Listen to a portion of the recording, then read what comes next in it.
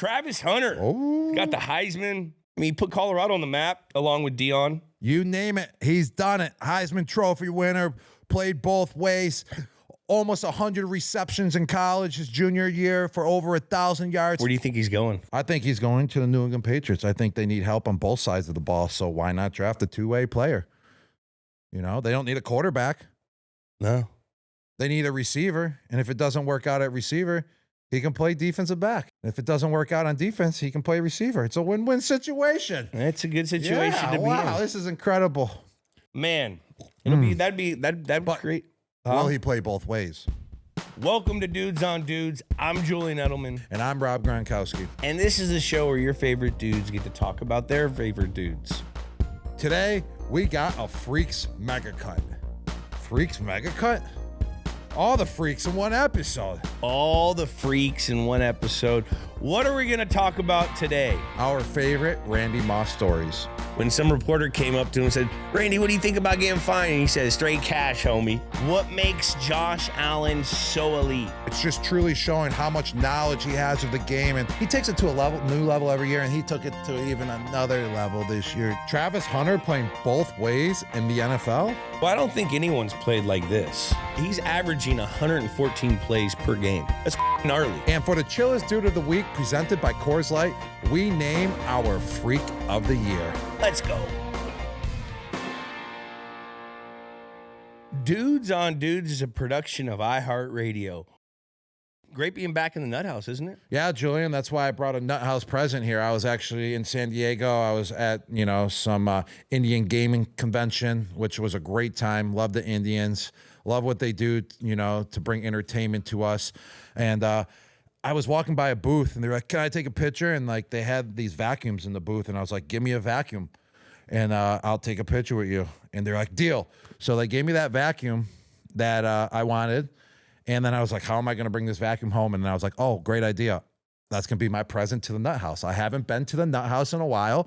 So, Jules, I donated a vacuum to the Nuthouse today when I arrived. It's one of those self-driving vacuums. Yes. It just operates on its own. So I feel good about myself that I contributed to the Nuthouse. Well, I put together a little list of things that ever since Rob started coming to the Nuthouse, we have a lot of.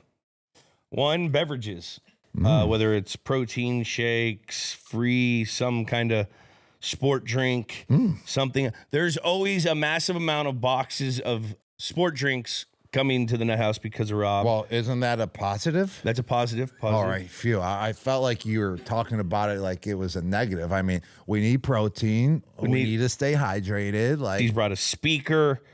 He brought a couple backpacks.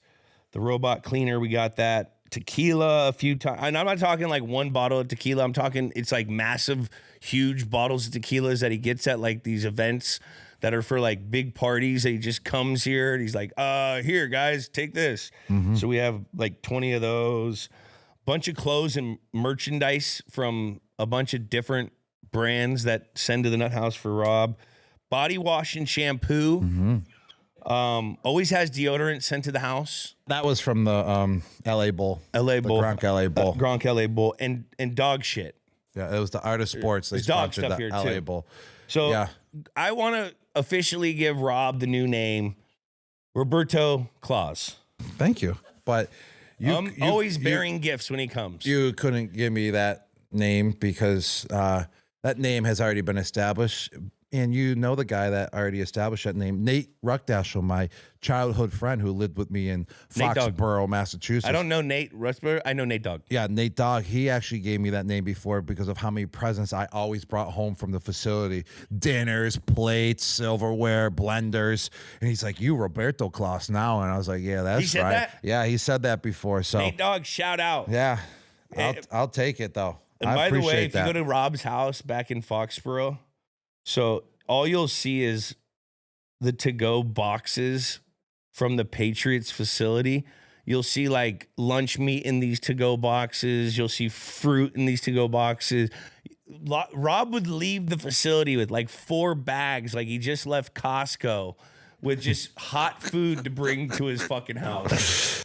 And it wasn't just for me. It was for everyone that was staying at the house too.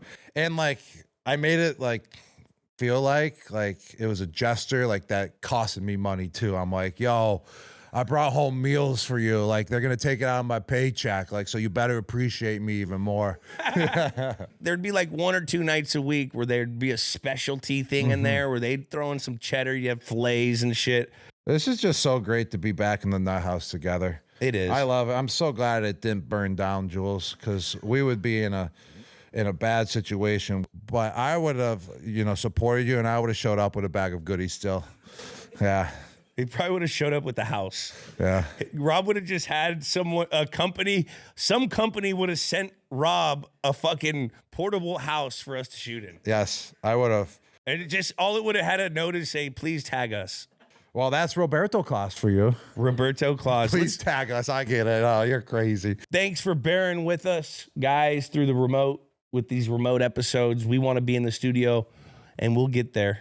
But the remote is working, and it's sure still is. fun to. It is, man.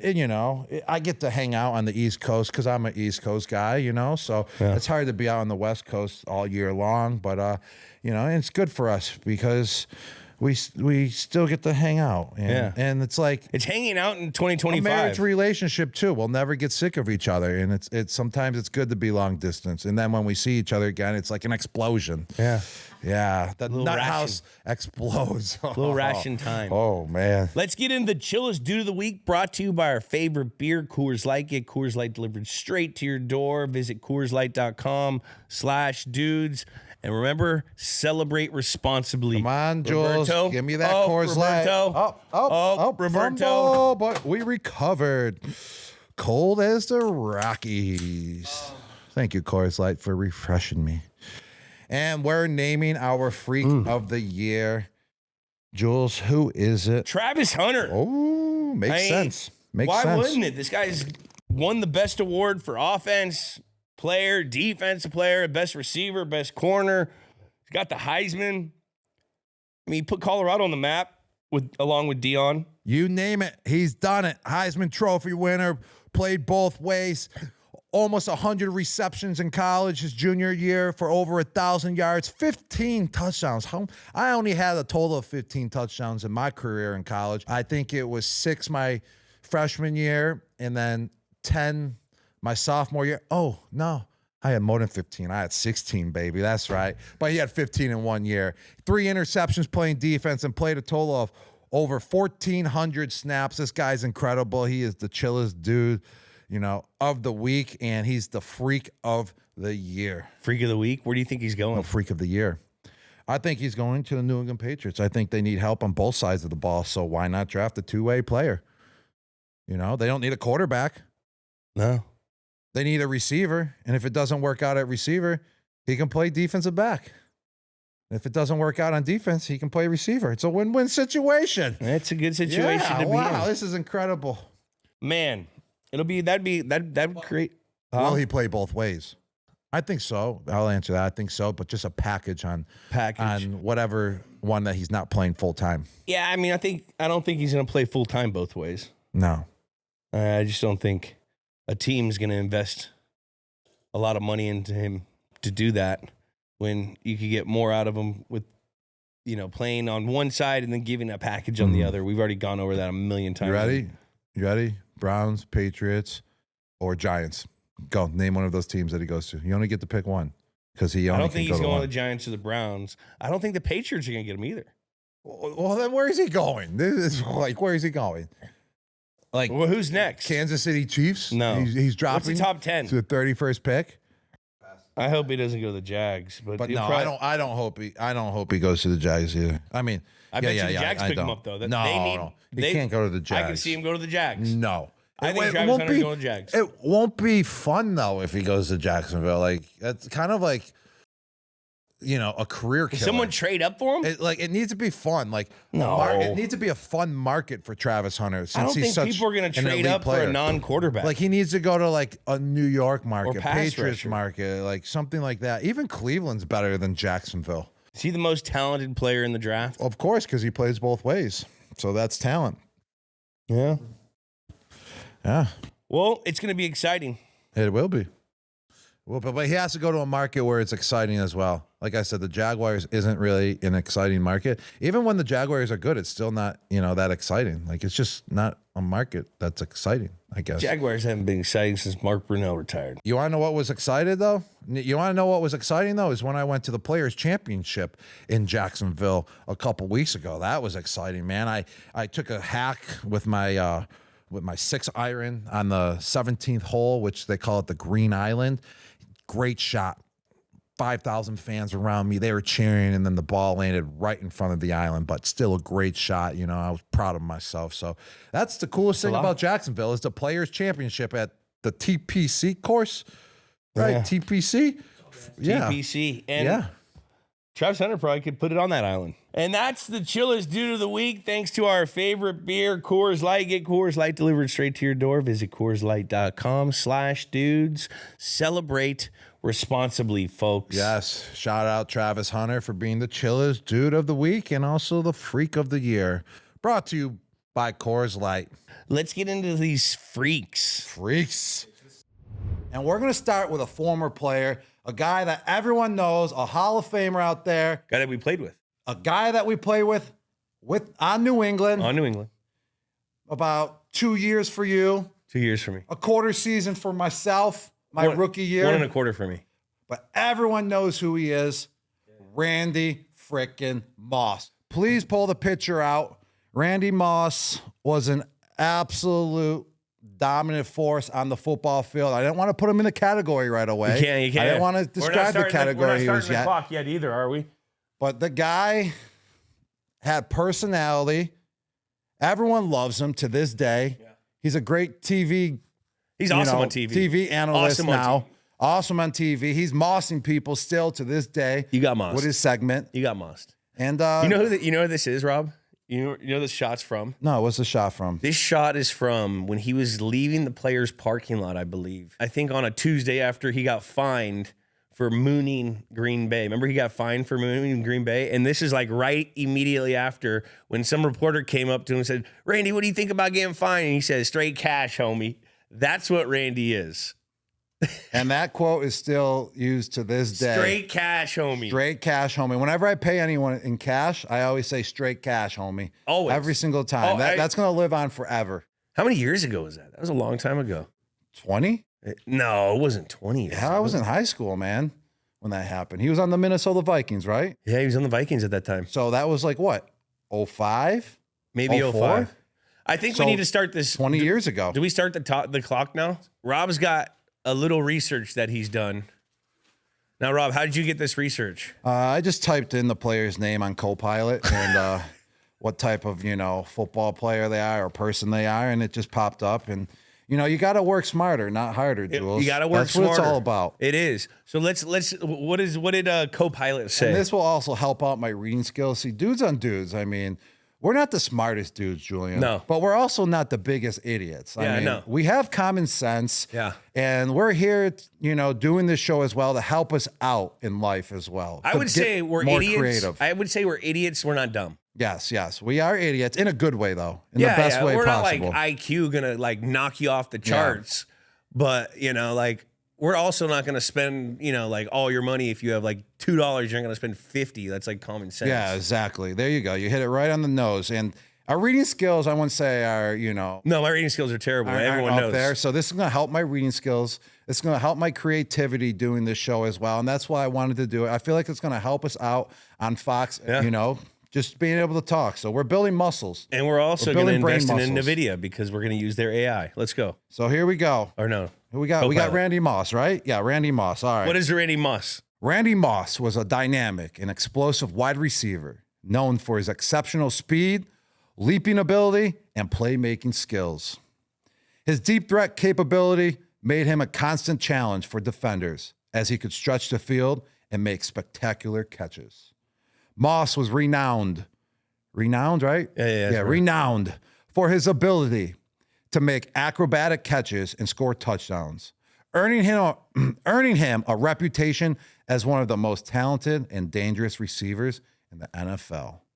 Over his career, he was selected to multiple Pro Bowls and was a key figure in the 2007 New England Patriots record-setting offense. He was. Start the clock. Start the clock. We got 10 minutes, which each player that we will be talking about. First off, that's pretty damn good by Copilot. Yeah, Copilot hit it right on the money. And Rob, I think you knocked it out the park. I was a Copilot reading that. I think you were the actual pilot. Yeah, I was. Yeah, you were the actual pilot. I had no co-pilot. You were there, but you weren't there. I was co-piloting it by just sitting there. You were the passenger. I was a passenger. Yes, you were. I was a passenger, but How was the ride? It was freaking good. It was freaky. Yeah, which was also Randy's nickname. It was Randy's nickname. It was the Freak. Yeah. Randy went to where did he go? He went to Marshall. There's so many crazy stories about he committed to Florida State.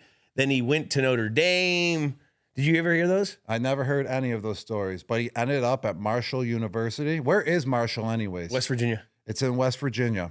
Yeah. Mm-hmm. And you know he's from Rand, West Virginia? Like Randy Moss is from Rand, West Virginia. He used to say that all the time in practice. Hey, Rand, you. Remember he would always say that? Like him and like who else was from there? White Chocolate was from there. Who's White Chocolate? I eat White Chocolate. Who's White Chocolate? Jason Williams. Oh, yeah. Remember they were teammates, right? They were teammates in high school. Dude, he always loves to fish too. He that was the one thing you always knew about Moss. In the off season, you were never. He was like a farm boy. Yeah. Yeah. He loved outdoors. You love fishing? I was traumatized at a young age. My brother made me hold like 2 catfish when I was like 6 years old, and he told me they could sting you and they had big old tentacles, and it fucking traumatized me. So, not a big fisher. I was like the kid wakeboarding. My brother was like the fisher. You fish? Nah, I always got seasick every time we took that boat out. Yeah. And then like a mile off of shore, I was always throwing up and like really dizzy. So I never became a big fisherman. I mean, I had a pond behind my house growing up, so I'd get like those sunny fish. Like that was cool, but never really a big fisherman. I eat fish though. I like salmon. What's your favorite fish? Blackened salmon. Blackened salmon? Yeah, with some good spices on it. I like a halibut. Nice light fish. Yeah. All right, back to Randy. Back to Randy. He was what? Hall of Fame? What year was that? He went to the Hall of Fame, Football Hall of Fame, that is. What was it? Like 2018. 18. 2018 it was? We won a Super Bowl. He was a 21st overall pick, and he had a lot of there's a lot of like turbulence in his early career, in college and stuff, which I always thought made Randy, misunderstood. He kind of, what would you say when he was in the locker room? Like he was always a very caring dude, but he always had his guard up. But like on the low, he would always give you love. Like for me, when I was a rookie receiver, I used to have to go out and buy all the receivers like lunch whenever we would have away trips. Remember before the travel, the rookie goes and grabs, something from Bar Louie, or you go somewhere, Jimmy John's or something, and you get the order. And Randy would always make me do it.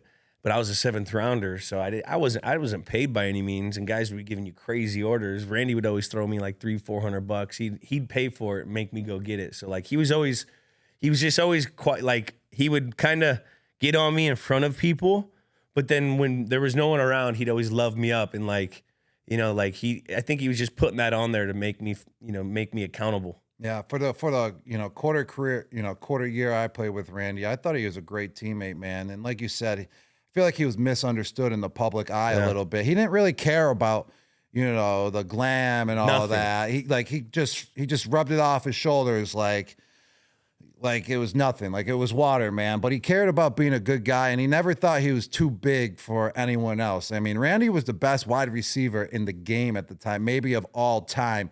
And he cared about, being relatable to the young bucks. He did. He made me feel very warm and welcome. What did he do to the New England Patriots when I was there? What did he do to make you feel warm and welcome? So Moss always loved, kicking it back, having a conversation with myself when I was a rookie.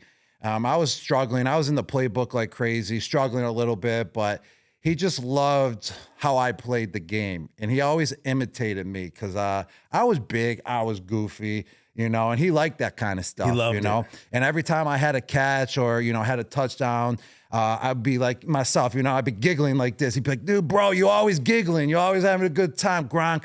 Like, it's cool as shit, man. Cool as shit how you are, man. And I'd be like, it made me feel warm and welcome to be myself on the Patriots. And I'd be like, I always did that on the field. After a catch, I get up. Like, I don't know. Hyped. That was just me. I was getting hyped.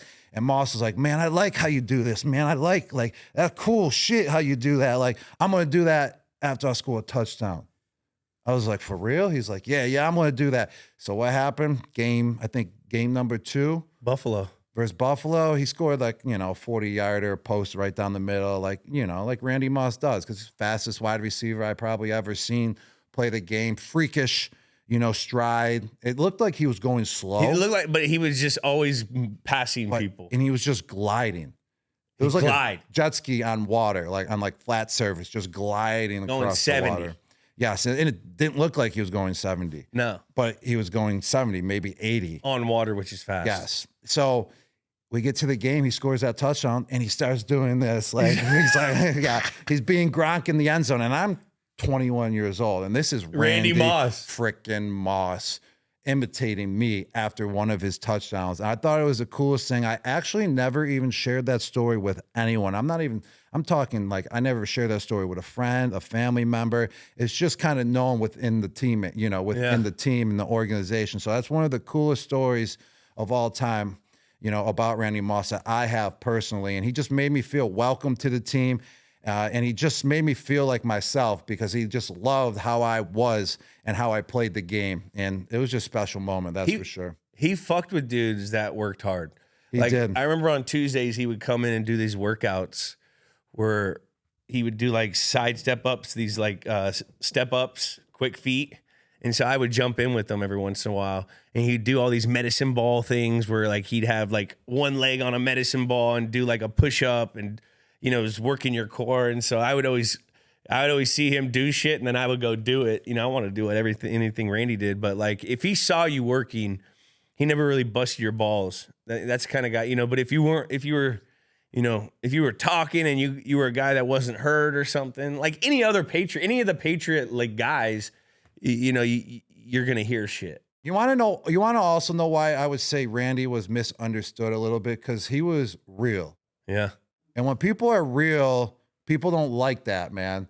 Because real things can sound like assholey. Yeah, exactly. It sounds assholey. If he didn't want your freaking food, he's not going to eat your food. He just didn't want it, If he didn't like you, he didn't like you. It's just real shit. And then that's what makes people misunderstood. I still can't fathom that Thanksgiving game that he had. What was the screenshot of his? Well, he had 3 catches, 146 yards, was it? 163 yards on 3 catches. 163 yards. Oh, and 3 touchdowns. All his catches were over 50 yards. It was when he was with the Minnesota Vikings.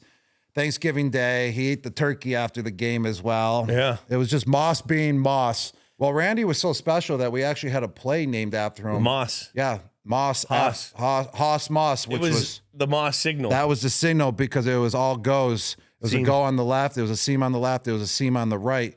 And every time Brady did that, I got excited because I was always the slack guy going down the field. So Moss, every time I saw that play, I thought of Moss and just felt like I had to turn the burners on as well.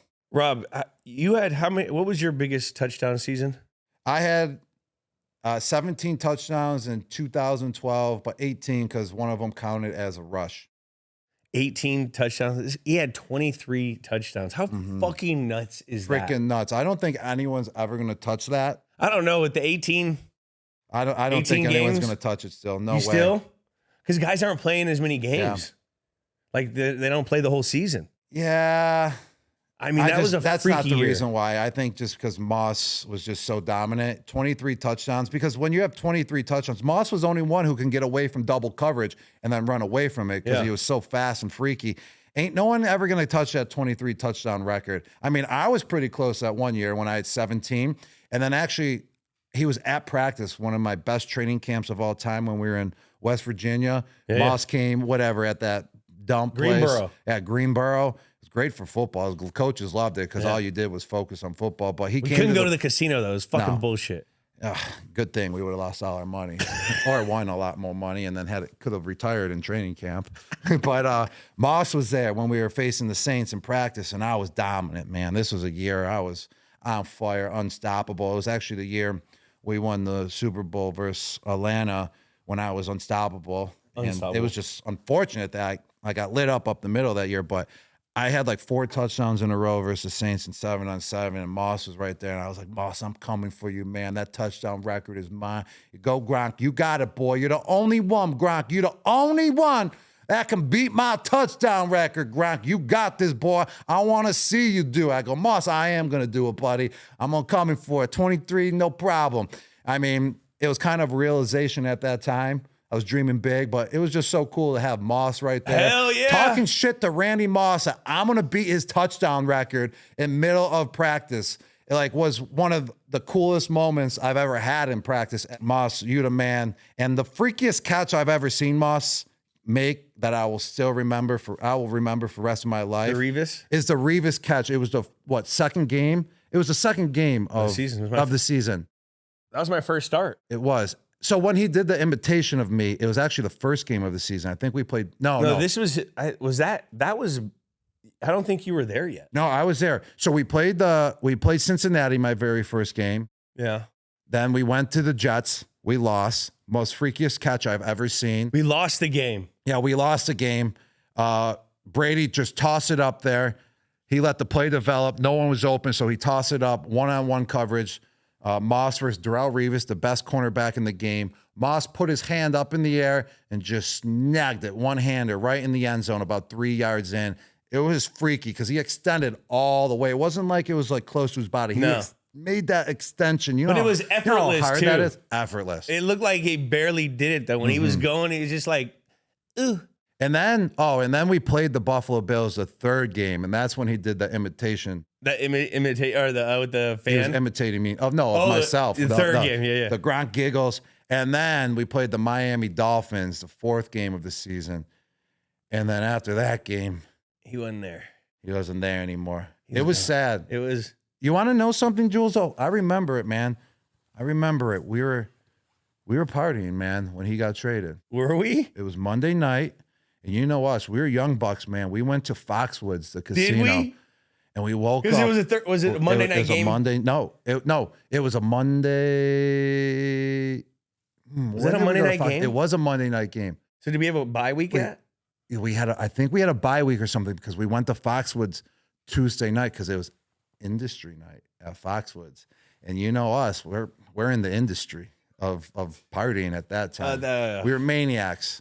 We're just dudes on dudes, man. We're just having good conversation, you know. We're just telling our stories, just living up, you know, How'd you what find we did out? in the past. And I remember we were together, man. And you were pretty hungover. I remember. And then I was hungover too. And we turned on the TV. We didn't know anything what was going on. And we turned on the TV, ESPN, and Randy Moss, there it was, breaking news, traded to the Minnesota Vikings. And literally, we were like heartbroken. We were hungover and heartbroken. It was probably the worst situation you could be in. Yeah. Yeah. But we always climb out of those holes. That was. But I remember. Talk about the Sunday scaries. Yeah, that was the Tuesday morning scaries right there. You wake up, you don't. Oh fuck, we got practice. Randy Moss is gone. That was one of the examples of my early times in my career that I was starting to learn that the NFL was a business. Oh, yeah. Because as a rookie, you don't know that it's a business, you know? You're going to make the team. You think you're playing forever. You can't trade Randy. No one's trading Randy Moss. You can't trade Randy Moss. He's the greatest of all time. And it was really cool, though, because he did that press conference, I think, the week before. Like, he wants a new deal. He had his headphones around his neck. He kind of went off, like the Patriots ain't giving me my new contract. And I thought that was really cool because that's the Randy Moss I knew, like going off, just being a real dude. Yeah, he was. And I love that shit. I love when players act up, man. And I thought it was the coolest thing. So it was sad to see him go, but it was also sad because that was part of the reason I feel like he went. You know, Bill takes no shit. He doesn't. But that's when you realize that this is definitely a business. All right, so some final thoughts. Randy Moss. What kind of dude is Randy Moss then? Yeah, what kind of dude is he? I would say. So we have a stud at like athleticism, football IQ, the pedigree. We have the freak, unparalleled physical ability, one of one, pretty much a mutant. That sounds pretty close. We have a dog who's relentless, motivated, physical and mental toughness. We got the whiz dude who's intellect, innovative, very clutch. And we got a dude. Positive attitude, locker room guy, calm, cool, collect, glue guy. He's like a glue guy, dude. And let me tell you, every dude that we're going to be talking about, hit all of them. They hit them all. Their attributes are all 5 of them, but we're trying to find the one that exemplifies them the most. And with Randy Moss, it's easy. I feel like this is a no-brainer. No-brainer. It's already in his nickname. The Freak. The Freak. I mean, I remember he's just so fast. He could jump. He could catch the ball. The intricacies of the game you would try to coach to guys like late hands and stacking the receiver. Like those are the things that like we would try to coach. He just did it naturally. That's like how he just knew how to judge a ball and high point balls. Like we literally have segments named after him going up and just mossing dudes. And the way the ability he had to just leap when he was running full speed. That's crazy. Is what made him so great, because he can have a defender on him, because defenders were just as fast as him. Yeah. Some of them were. Some of the DBs were. Don't let Randy hear. He'd be like, hey, man, get on the 200 Slate. All right. Slate, get on that 200. Remember, he used to challenge Slate all the time, 200. But every once in a while, there was a guy that, was kind of covering him. But what did he do? He just leaped right over him like a frog and made the catch. And that's what made him so freaky. It's so crazy to think, like, when you're running full speed and you got to track a ball, your eyes are bouncing. Like, that's like some of the first things you see, like from your like off-season training and you jump into start competing against guys. The first thing that you always have to dial in is the bouncy eyes.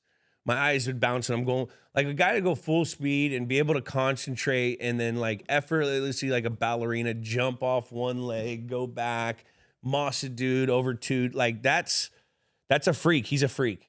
I remember, Jules, like, you used to always brag to me, Moss would do it, so I'm doing it. So, like, right after the games, like when you landed from a away game, he would go right to the weight room to get his workout in. Yeah. And you'd be like, Moss is doing it, I'm going to do it, Like, you copied everything he did. Hey, man. But I don't blame you, man. He's the greatest of all time. I would copy him, Tom, anyone who was around. I'm copying Wes.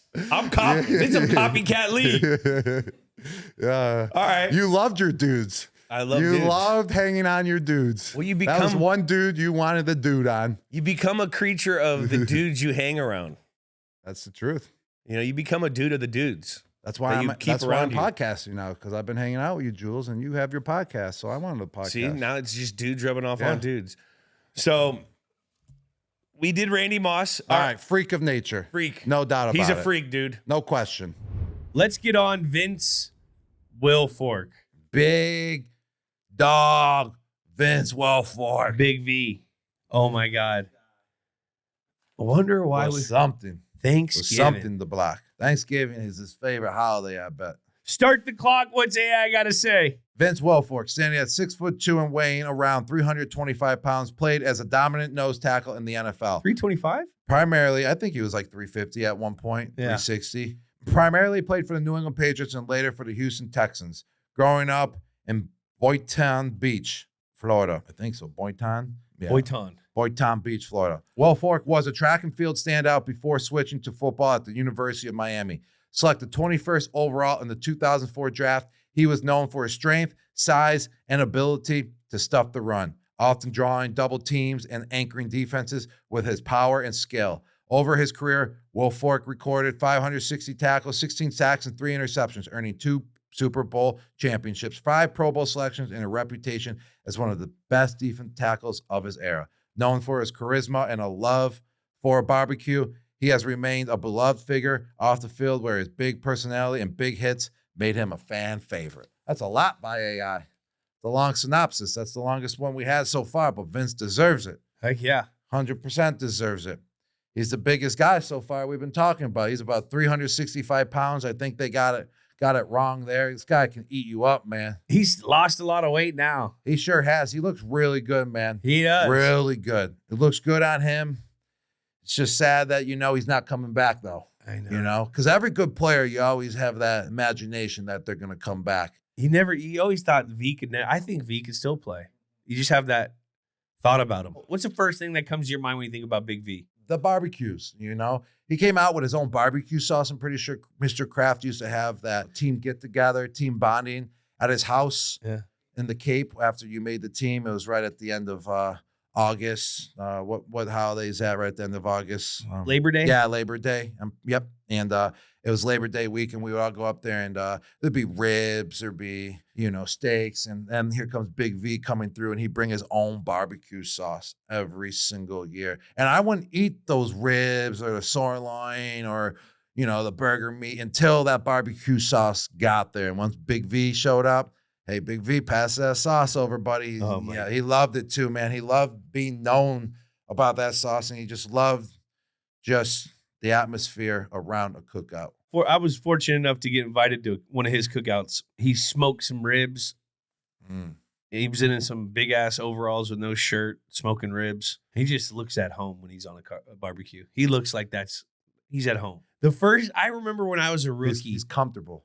That's just comfort zone for him. It is. I remember my rookie year, my welcome to the NFL moment was like, I was rolling in like my Toyota rental, and I park it in the way back of the players lot. And all of a sudden there's this fucking huge a fucking semi truck rolls in and parks up right in the front and takes like 2 damn spots, backs in, beep, beep, beep, backs in.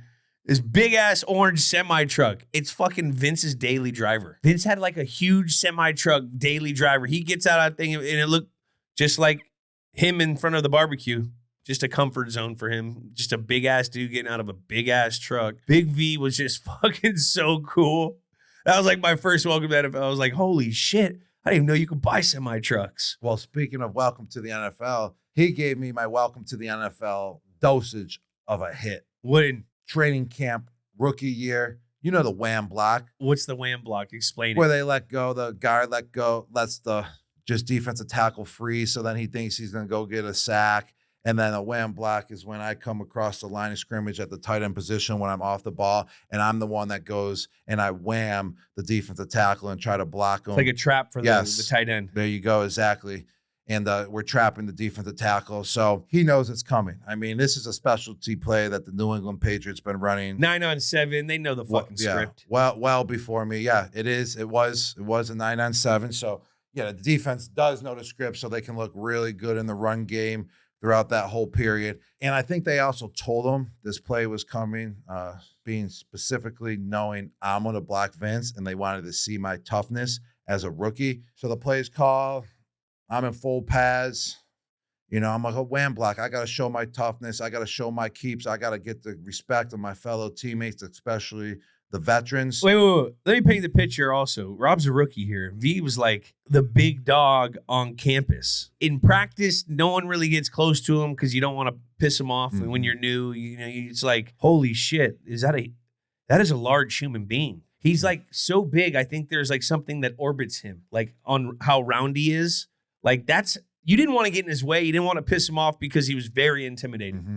Get back to your story. So the play, you know, gets on its way. I do my little two side steps, you know, on the motion. I'm running full speed right at Vince Wilfork.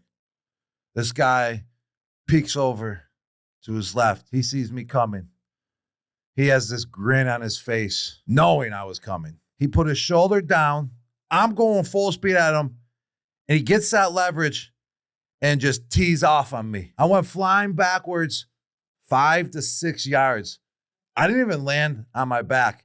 He sent me flying in the air where I landed on my feet still. Oh, my God. Yeah, and that hit hurt like a mother effer. But what's cool is I gained the respect of my teammates. And my coach at that time, tight end coach, in that meeting that day when we went and reviewed the play. Brian Ferentz. Love you, Brian Ferentz. He's now at Iowa with his dad doing his thing, doing a good job. He goes, yo, what were you thinking trying to block Vince Wilfork? He goes, you're never going to do that again. I go, thank you. Thank you. I go, I'll never do it again. And ever since that day, you know, we had about 5 more of those calls, and I just go up to him, I hug him. I didn't need to try to block him. It was just only going to get me hurt from there on out. Yeah, I just give him a hug like, Vince, no, it's the wham block, man. I know you're going to beat me. Like, there's no reason to go through this motion of me getting thrown backwards again. Okay? Oh, my God. Yeah, I'm going to break a rib. He's so And strong. I know you love your ribs, and you're gonna, You'll probably eat them. yeah, enjoy them after with your barbecue sauce, buddy. Oh my, that had to be so terrifying. It was. Well, at that time, it was because he's an intimidating guy. Like when you join the team too. It was terrifying after that because I was trying to, gainer my keeps, man. Like I was trying to prove myself, so I didn't care who was in my way. And then I learned I do care who's in my way. Yeah, when it comes down to the NFL, that's when you learn on when to, take your shots at someone, when not to, when to block someone hard, when to kind of like just brother-in-law box someone out as well instead of trying to hit them full speed. Because you hit them full speed, heads up, they're way bigger than you. This is when you start learning the ins and outs, and that's one ins and out I learned big time. Freaking V, and he was so quick too. Like that's what people don't realize. Like they just surprisingly quick because of how big he was. Yeah, and his feet. He had fast feet, man. He was kind of like a running back that pitter patters, like boom, boom, boom. Whoa, big burp right there, Jules. Wow, this is the barbecue I ate from 5 years ago with Big Vince. It's still coming out. We ate that much. I tasted that barbecue sauce right there. That was good. But his feet were surprisingly quick. He was like a boom, boom, boom. He was a rabbit out there. I remember always going in the weight room and you go over by like the kettlebells and like the arm bars and stuff, and there'd always be a shock put there. Remember him? You ever see him shock put? I never have. Oh my God, he could fucking shock. He was a fucking track star. I think he had like the state record. He had insane strength too. I remember like he wouldn't go in the weight room to just like warm up. No, do 315 like 5. He would just go in the weight room just to, maintain his strength. And he would just walk in. And I remember him just throwing up like 425 pounds on the bench and just tossing it up, then racking it and being like, I'm done for the day. Yeah. Like he didn't even need to work on his strength that much because he was just that strong naturally. And like it was to a whole nother level. Yeah, I remember seeing him in the weight room too. Like Marcus Cannon, when he would work out, the weights would bend. He was just so strong, and he had always great movement. Like he was very skillful, like fluid. Like when you watch Big V throw a football, he looks like he spins a ball really well. You see him hit a golf ball, he fucking has an unbelievable golf swing. I mean, the guy is so athletic. He used to return punts in high school. Like I remember, Bill always every training camp when it's getting to like day 9, 10. Guys are worn down, beat up, mentally, physically, emotionally exhausted. He'd always have a big lineman come in and try to catch a punt. And if you caught punch, you'd have the night off. He threw V up there and it looked too fucking easy. I think he went in, snagged that thing. He was so athletic. He could have played fullback. I swear he could play running back and gain some yards before going down. Tight end, he could definitely play. I heard him talking about this too as well. He could play defensive end, obviously, anywhere on the defensive line. And he, like you said, quarterback as well. He had an arm. He loved being, before practice was going on, before we really got into it, he'd be chucking the ball, to his fellow defensive players, just having a good old time. He was just so disruptive as well. And he was kind of like the 2-gap god when he was, on that defensive line. And be able to take 2 gaps, you know how much that frees that linebacker? That's a linebacker's best friend right there, Vince Wilfork. 100%. I mean, Gerard Mayo, Dante Hightower, Jamie Collins, they all love him. They all do. Guys they love guys that take double teams, let you get to that fucking boom, got him. Big V has so many stats. He had so much production for the amount of stats he had because he had such hidden things that made plays go. It was unblockable. And you take 2 double teams, they can never get the guy to the second level. Like he just was fucking a monster. And we wanted to talk about him on this show specifically because what is he known for on Thanksgiving, Jules? He's the one that created the butt fumble. The freaking butt fumble. The forcer, the generator of the butt fumble. Versus the New York Jets, Mark Sanchez. Oh my God. And he did that before. Like it's where he gets so much penetration. He drives his guy back so far that it hit the quarterback with the guy that he was driving back's butt that made him fumble the football, and Steve Gregory score in his home area of New Jersey, which was just a fucking crazy game. That comes to my mind when I think of Vince, of some of his crazy stories. But also, remember when we were in Buffalo and he read out the receiver's Well, screen. hold on. What was he rewarded with, though, after the Well, he butt got the fumble? turkey. On the post game. He had the turkey leg. He had the turkey leg. He He's ate rewarded with a turkey leg during the post game for his contribution to the butt fumble. And he ate that thing. He ate it all. Not surprised. So what was it that you're talking about in Buffalo? Remember in Buffalo where they had that receiver screen and V read it and he was full speed and a receiver was full speed, not seeing him, and it looked like if a semi hit like one of those little smart cars. Oh my gosh. This was the receiver. Like he was up, and then boom, like your finger just got bent backwards in a matter of a split second. Boom. That looked like the receiver right there. Boom. It's not even that. It's not even the mass. Imagine if he like fell on you going that fast. Oh, he squished you like a bug.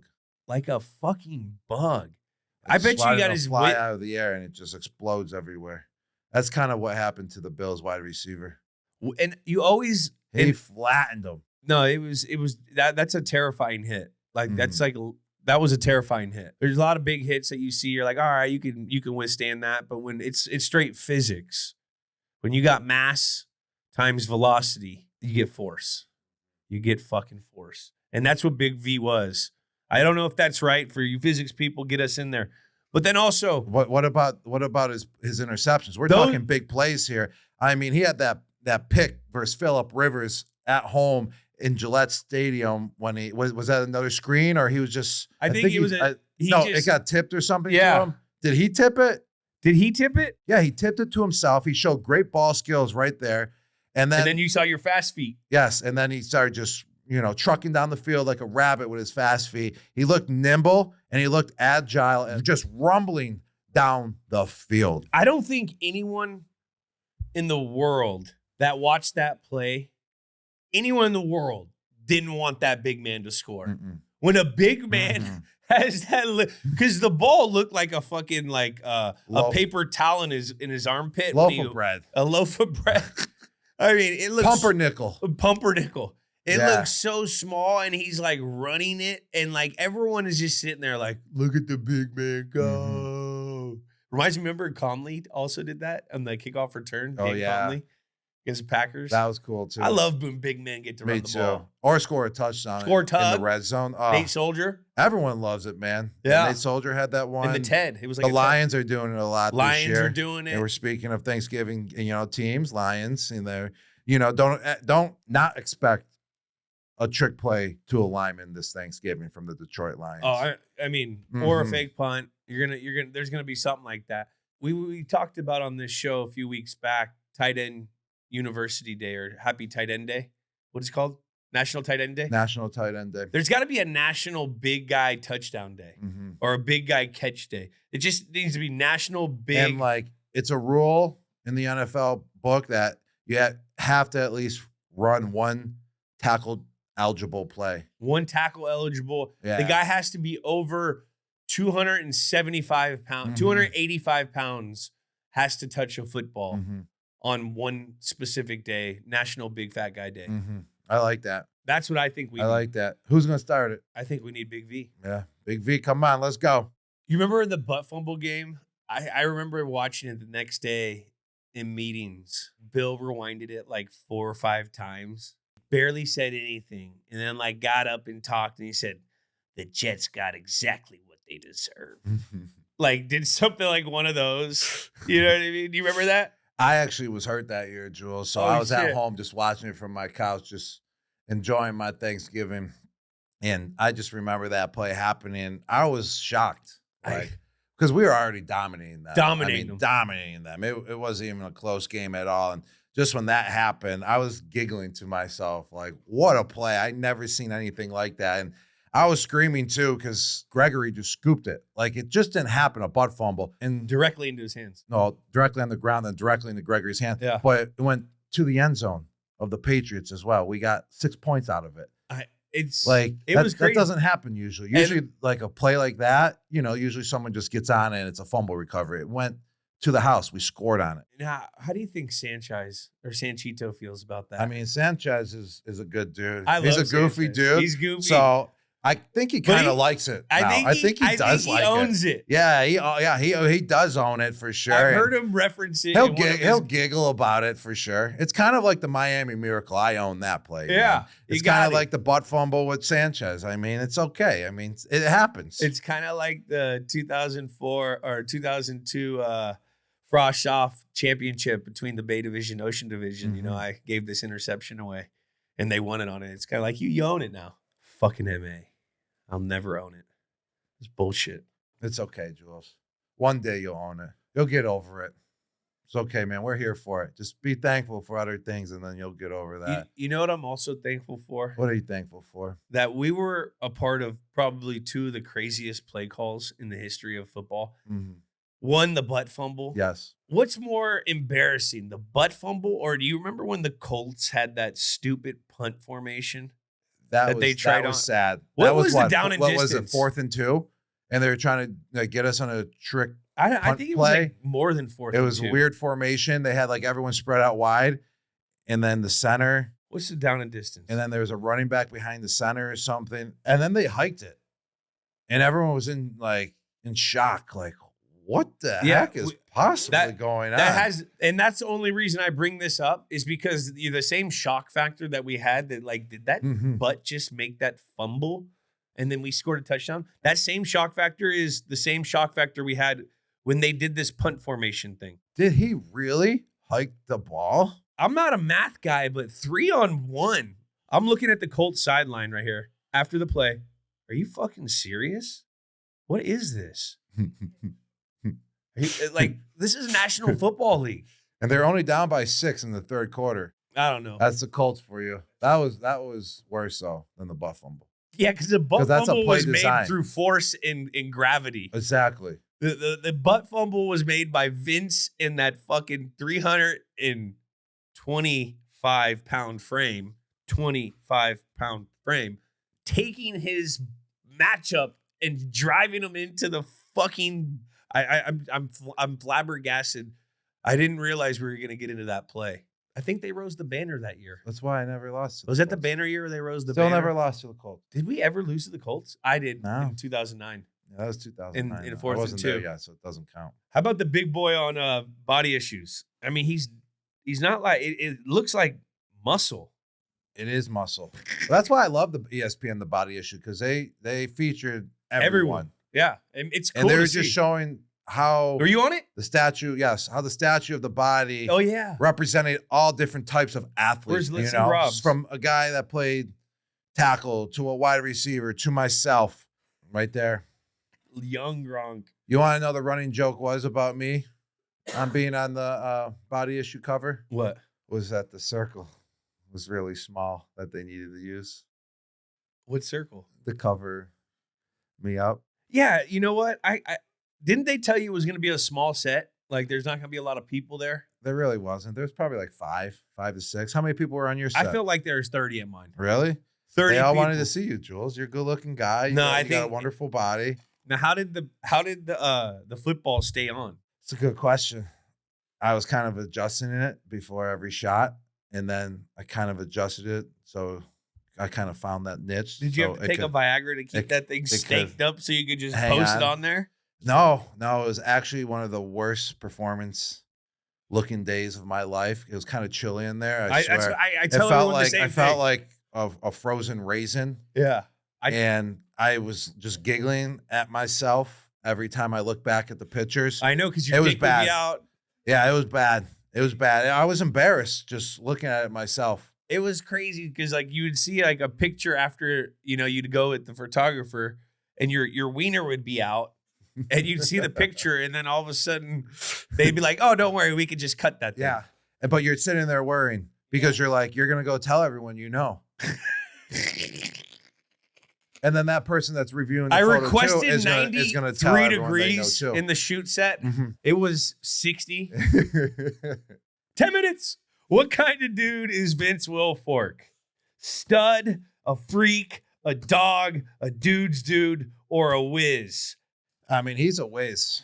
He has a lot of intellectual and knowledge of the game of football. I mean, he was a smart player. That's why he knew that big play that he made when we were talking about it versus the Buffalo Bills, and he absolutely dominated the receiver on that screen across the middle because he saw that play coming. He sniffed it out. Like, he was a wizard out there. That's how he made majority of his plays. Same with his interceptions. He knew the screen was coming. He backed off. He knew that when he got dropped, he wasn't going to just go to the quarterback and get a free sack. He knew, ooh, there must be a different type of play coming. Oh, it's going to be a screen or it's a gimmick or something. I mean, he was smart, bro. He was very smart on that football field. I'm telling you. I mean, yeah, he was a freak for his size. I mean, 360, just the way that he could move, his athletic ability. Kind of a dude's dude as well with his barbecues, man. Inviting the guys over, having that barbecue sauce for everyone. He was also a fucking dog. Yeah, he was a dog. He was grimy in there. Oh, yeah. When you're the guy taking the double team the whole time, and you know you have to go against 600 pounds every fucking play. Because he's taking double teams every play, 600 pounds. And he would take those double teams and kind of just eat those double teams up. He really would, and just let that linebacker just free to go in and make the plays. And he's a fucking stud. His athleticism. He is, man. I mean, he could shoot a basketball. He's an insane thrower of the football. You watch his golf swing, you're like, holy fuck. I think he's scratch golfer. This is a true tough one, man. This is really tough to really categorize and pinpoint Vince Wilfork to just one category. Man. This is going to be tough. On 3, what do you expect? 1. Oh, man, hold on. Let me keep thinking about this, man. Ooh. All right. 1, 2, 3. Whiz. Oh, man. I know, man. He is a freak, though. But he's so smart, man. I'm telling you, he's a smart football player. Yeah, but that goes into his freakiness, where you think a guy that looks like him isn't that smart. He's great. That's a freak. He's great in commercials, too. Like, you see him in that stove commercial now, like grilling and all that. He's on TV. But you're sitting there like, gotta be look smart at this to do large that. guy. Gotta be smart. Look at this large guy. You're right. Now, that, like we said, we're categorizing freaks as you're just looking at someone. You're like, how can they possibly do that? Also strength, being that size. Also like feet. Can we say he's a wizard though? Can you agree with that? I 100%. I always remember Bill talking about how smart he is, a football player, instinctive. So I do agree he is a freak of nature. I mean, obviously to be that size, to move that well on the football field, take on double teams and just squash them. Just the way he tackled guys too, they would go right down. There was no missed tackles by Vince Wilfork when he got your hands on you. No. So he'd drape you down and he'd swallow you. All right, we'll try again. Let's do it again. 1, 2, 3. Freak. Stamp it. Let's move on to our next guest. So, Dix and Inertia Wave are collaborating with Rob. What is that? A text? Am I accepting this collaboration? Oh, Dick's Sporting Goods. Yeah, Dick's Sporting Goods. Oh, Jesus. But it says Dix and Inertia Wave. Like, this is getting raunchy. But it kind of goes with Shannon Sharpe and his Instagram Live. So make sure those Instagram Lives are turned off right now, ladies and gentlemen, because we don't know what may happen. Start the clock. What's AI got to say about old Shannon? Oh, Shannon Sharpe. Shannon Sharpe is renowned as one of the greatest tight ends in NFL history, known for his exceptional athleticism and competitive spirit. Off the field, he is admired for his charismatic personality and dedication to community service. That was community service on that Instagram Live. Made a lot of people happy. A lot of people happy. A lot of people got happy. Yeah, they sure did. And entertainment, too. Entertainment, hey, that's community service. That's Sharpe, serving the community. Yes, it sure is. All right. We're getting a little out of hand now. AI. Sharpe made a significant impact on the Denver Broncos and Baltimore Ravens, winning 3 Super Bowl titles and becoming a key player in their offenses. He was the first tight end to surpass 10,000 receiving yards. I don't even have 10,000 receiving yards. He's a monster. And this was back in the day. That's beastly. And held the records for most receptions, receiving yards, and touchdowns by a tight end at the time of his retirement. Sharpe's post-retirement career as a sports analyst has farther solidified his influence in the football world. And he's not just an analyst in the football world either. He's an analyst in all of sports, which he has broadened his fan base big time by, breaking down basketball, breaking down badminton if he had to. Dude, like, this guy can do it all in the broadcasting world.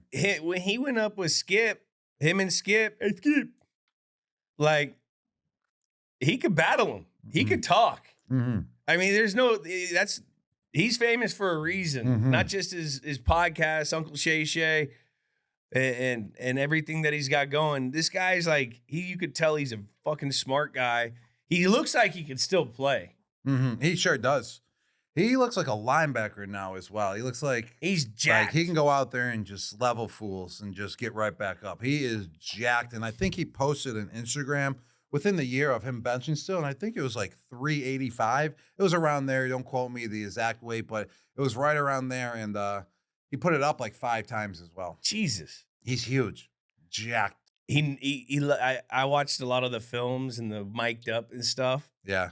He could talk some shit, too. Oh, he's one of the... Shannon Sharpe could talk some shit. He is the biggest shit-talking tight end in NFL history. Without a doubt. About it. No doubt about that. How about when he came to Foxborough, one of the old stadium back in the day? Obviously, he was playing in the 90s, and he picked up the phone, that red phone.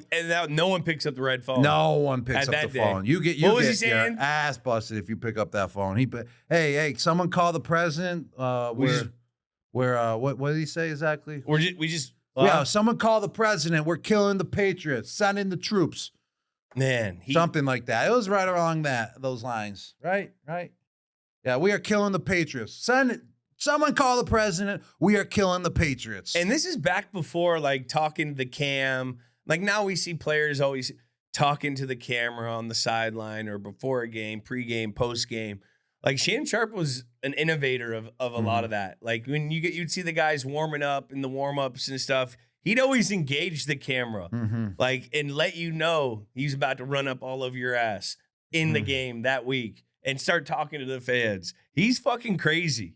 He is crazy. I mean, he has wide receiver build because I think he was drafted as a wide receiver as well. Was he? Yeah, he was. And then he put on some weight. Obviously, you got to put on weight if you're drafted as a wide receiver. Went to the tight end position, but that kind of explains why he was such a great route runner, because he was a receiver coming into the NFL. And that kind of explains why he's so jacked as well, because he had that skinny frame, and then he had to hit the weights hard. There's no doubt about it. He has like this downhill speed. Like when he gets going, he catches that ball, he's gone. Like right when he catches, he's gone. He was athletic as hell. He's a freak. Run by, he is a freak. There's no doubt about that. He's low key kind of a freak. I don't even think we got a debate at the end. I think he's a freak no matter what. Well, we know he's a freak in them sheets. Yeah, he is. I mean that Instagram Live. Back to the Instagram Live real quick. Do you think it was set up? I mean, to get into Instagram Live, you have to open up your phone. Your face has to be recognized, or you got to put your password in. Then you got to hit Instagram. Then you got to hit like the story button. Then you got to move over to the right and hit Instagram Live. And then when you hit that, it says, "Are you sure you want to go live?" And then you got to hit yes. I mean, I still think it's an accident. Is it inside job? It's was an it accident. the girl? It was an accident. Was it a girl? Or was he live before? I don't know the story. Was he live before and accidentally put his phone down? I'm not sure. But I mean, it was entertainment. I mean, props I didn't to him. listen. He was getting the job done. I didn't listen either. What a hell of a career. What he won? 3 Super Bowls, 2 with the Broncos and John Elway in that late Broncos surge of John's career. And then he went to the Ravens and was part of that founding block of foundation for that organization. Him and Ray Lewis. Like Ray was the guy that had the team, and it was like they always had like quarterbacks that weren't necessarily like big name quarterbacks. It was more of playing to the defense, and the guy on the offense that was always represented was Shannon Sharpe. That's what I remember as a kid when you watched the Ravens. It was Shannon Sharpe's team on the offense, and that's crazy. The crazy thing about Shannon is his brother Sterling, and the amount of respect he had for his brother, who he had like he played how many years? He played 7 years in the league, got cut with the neck injury, got cut short with the neck injury, was like tearing up everything, was all pro 5 times, led the NFL in receptions 3 years. And it was really cool to hear when Shannon got inducted to the Hall of Fame that he would be the only guy up there in the Hall of Fame that had a brother that was better than him. He said something along those lines. I'm paraphrasing. So you have to give a shout out to Sterling.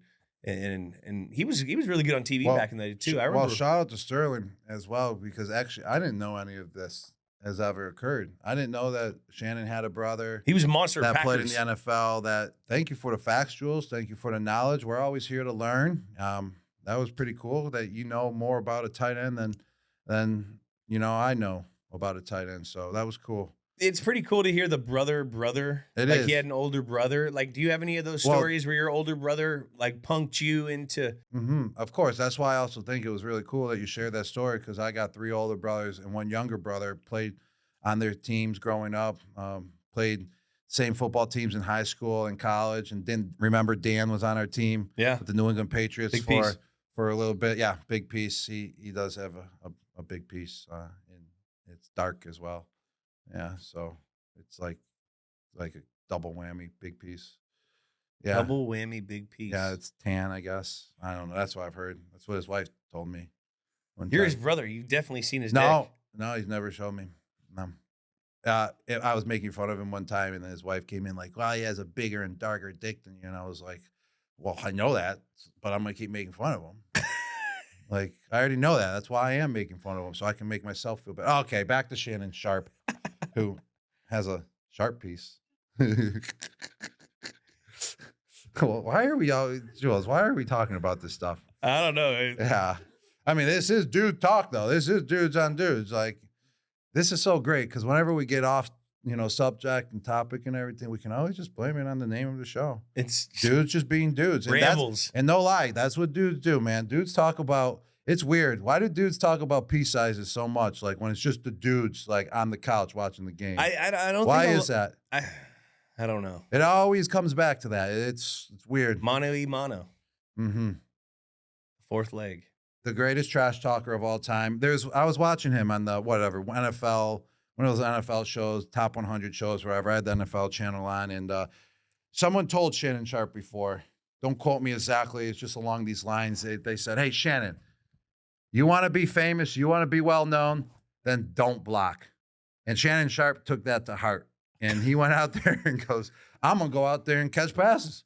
I'm going to go out there and I'm going to be well known. I'm going to be famous. And I'm going to catch passes, score touchdowns, and get first downs. And that's sure what he did. But he wasn't that bad of a blocker either. He went out there, he got it done. He's kind of one of the first tight ends to revolutionize the tight end position as well, and to open up an offense at the tight end position. And he's kind of more of an H-back tight end as well, kind of shorter, more stockier, and he got the job done. He could run. He runs like a deer. He didn't have all those stats for not being great. I mean, he's a monster. Did you ever watch that Cat Williams interview? Nah, I haven't. But I didn't either, but I just remember the hype of that whole thing. That's what happened. What, Cat Williams went on like a 3-hour rant?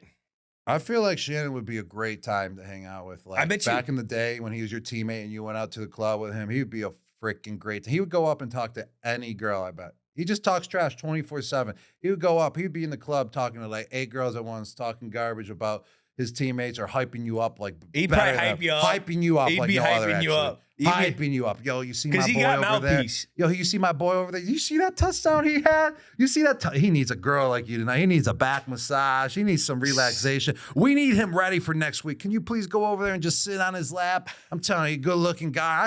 I seen him. He seen him in the shower too before. I'm telling you, he's looking at him right over there. Ultimate hype guy. Yeah, ultimate hype guy. I bet you would be like that. But you probably hate playing against him. Like, we never played against him. You probably hate playing against Shannon Sharpe just because of A, his production, how good he was, and B, he let you know how good he was. Most ripped tight end of all time too. He's up there. No, up there. He is the most ripped. Look at him. He's fucking jacked. Jacked. Biceps freaking sticking out. He loved that Hennessy. I've seen him drinking Hennessy. Is it a bunch, right? There's always pictures. I swear he'll be working out. I don't know what it is, but this guy, I don't know how he can drink that alcohol and look that great. God touched him. Because he's fucking a monster in a great way. Who were some of the best trash talkers you played against? Oh, Terrell Suggs. He was great. T-Sizzle? Yeah, T-Sizzle. Comes through that same route. Yeah, the Ravens. Yeah, he does. T-Sizzle was great, man. He was a scary player as well. He was massive. T-Sizzle loved to talk garbage. What did he say to you? I mean, it was so long ago. Yeah. Yeah, it was so long Be like, ago. fuck you, Gronk. Yeah, like just shit like that. I'm gonna kill you, no, Gronk. No, he loved to talk like over the line and over me and just direct it right to Brady. Did he? Always, man. He was just directing it right to Tom every single game, and then I would be in front of him like, yeah, you ain't touching Tom. I'm here. I'm chipping your ass. You ain't getting to him. Yeah. But I would never talk garbage back really to him because he was scary too. Yeah, he was scary. Yeah. T-Sizzle. I don't know. Bart Scott said, fuck you to Billy O's. Remember that? In the playoff game? Bart Scott. Bart Scott. I remember when Bart Scott went up he was 3 inches from Billy O'Brien's face and said, fuck you, white boy. And Billy O's Tea Kettle, he goes, fuck you, Bart. I love when Billy O yells, man. It always got me excited and always got me going. Oh, they beat our ass that game. That was when we were 14-2. Yeah, they did. They beat our ass in that division game. They fucking did. Jets. We should have never lost that freaking game. What was it? What was Bart Scott's thing? Can't wait. Can't wait. Can't wait to lose the next game. 10 minutes is up. All right, what kind of dude is Shannon Sharpe? I mean, freak. Absolute freak. He's freak in the freak. weight room, freak on the field, freak in the sheets, just freak on the Undisputed show, freak on Sirius radio when he was on. He's been a freak his whole life. He's freaky. He's freaky, freaky, freaky. He could be dog. Oh, a little bit, but he's more of a freak. He's a freak. He's Freaky Friday. That's stamp. He's a Freaky freak. Friday. Freaky Friday. Patrick LeVon Mahomes the second. Should we start the clock? Remember, we have 10 minutes to talk about each dude to determine on what dude these dudes are. So let's start the clock.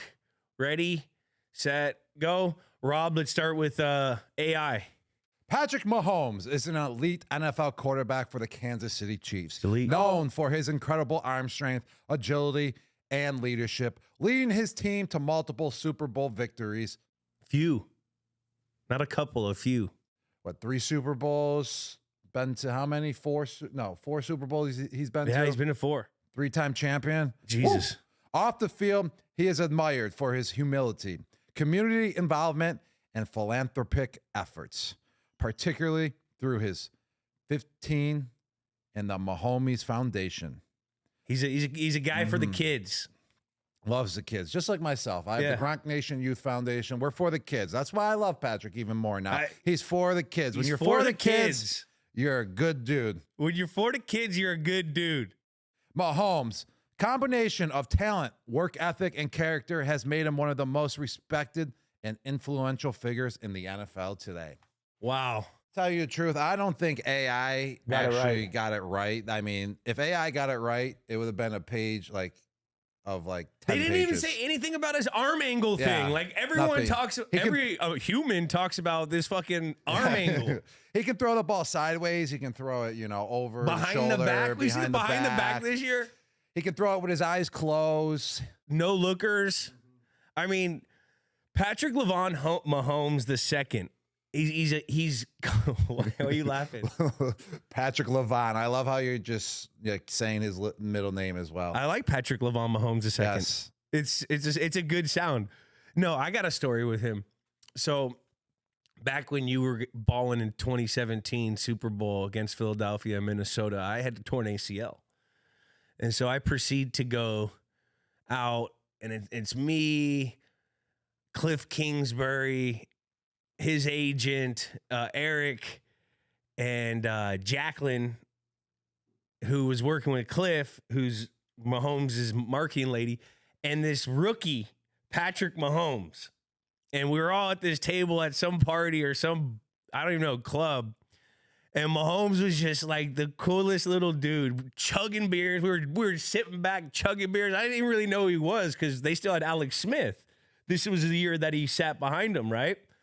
And no one knew who he was. And he was just, you could tell he was one of the dudes that you wanted to hang around.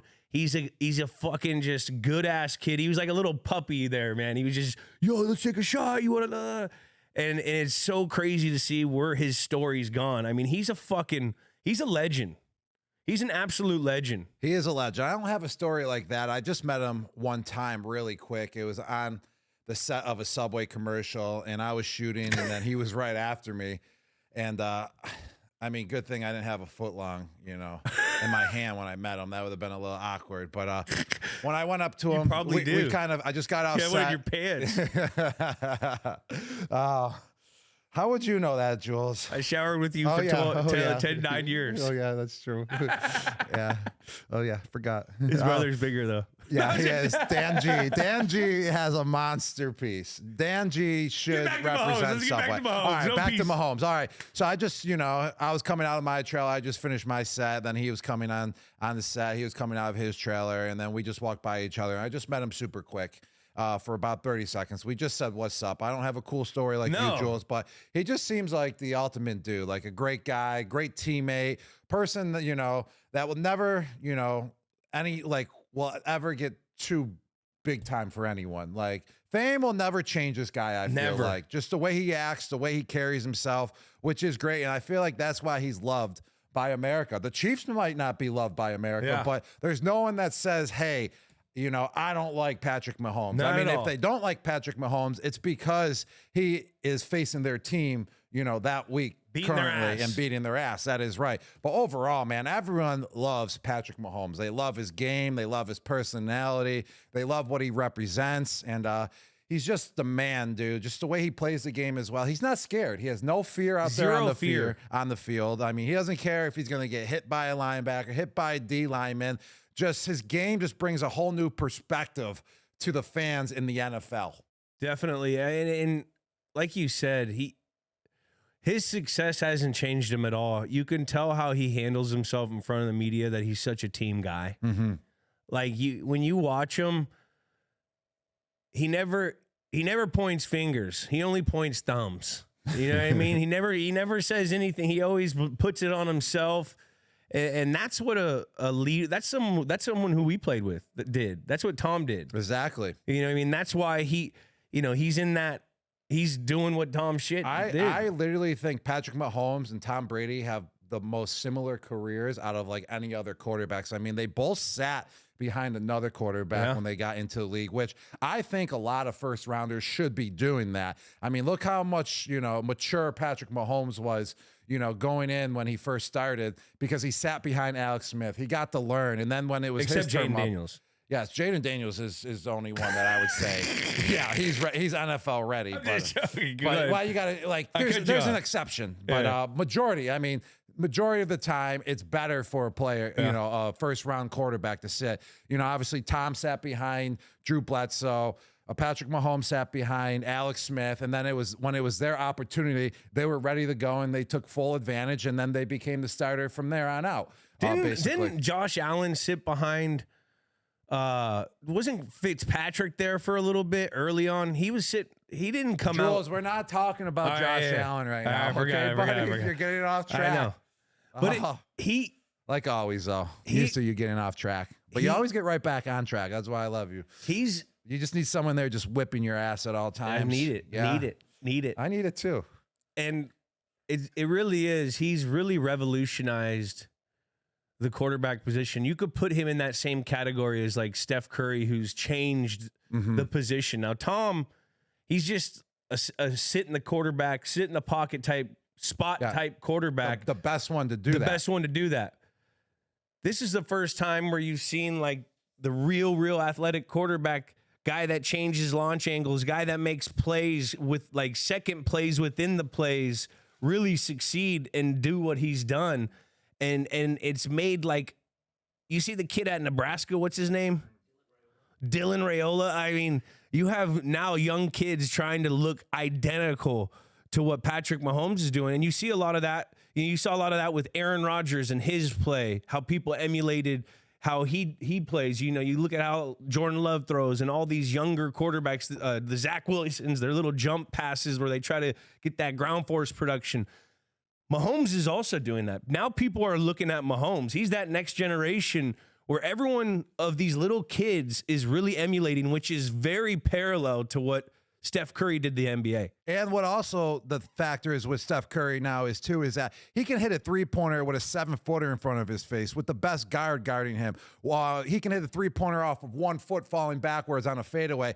That's kind of like Mahomes on the field as an NFL quarterback. He's doing no-look passes. He's falling backwards, getting hit. He's still throwing it on target. What else? He's throwing it underhand to the guy. So him and Steph Curry are very similar in the way that they can just release that ball and still get it to exactly where they needed to go and swish every shot still. It's unbelievable. Rob, what a fucking that was a fucking 3-point. That was a half court 3-pointer. That was a 3-pointer take from downtown. That was a 3-pointer take. I'm heating up. That was a 3-pointer. You want to hear this? I got a scouting report for freaking Patrick Mahomes. What is the scouting report? I wrote the scouting report. He's crafty.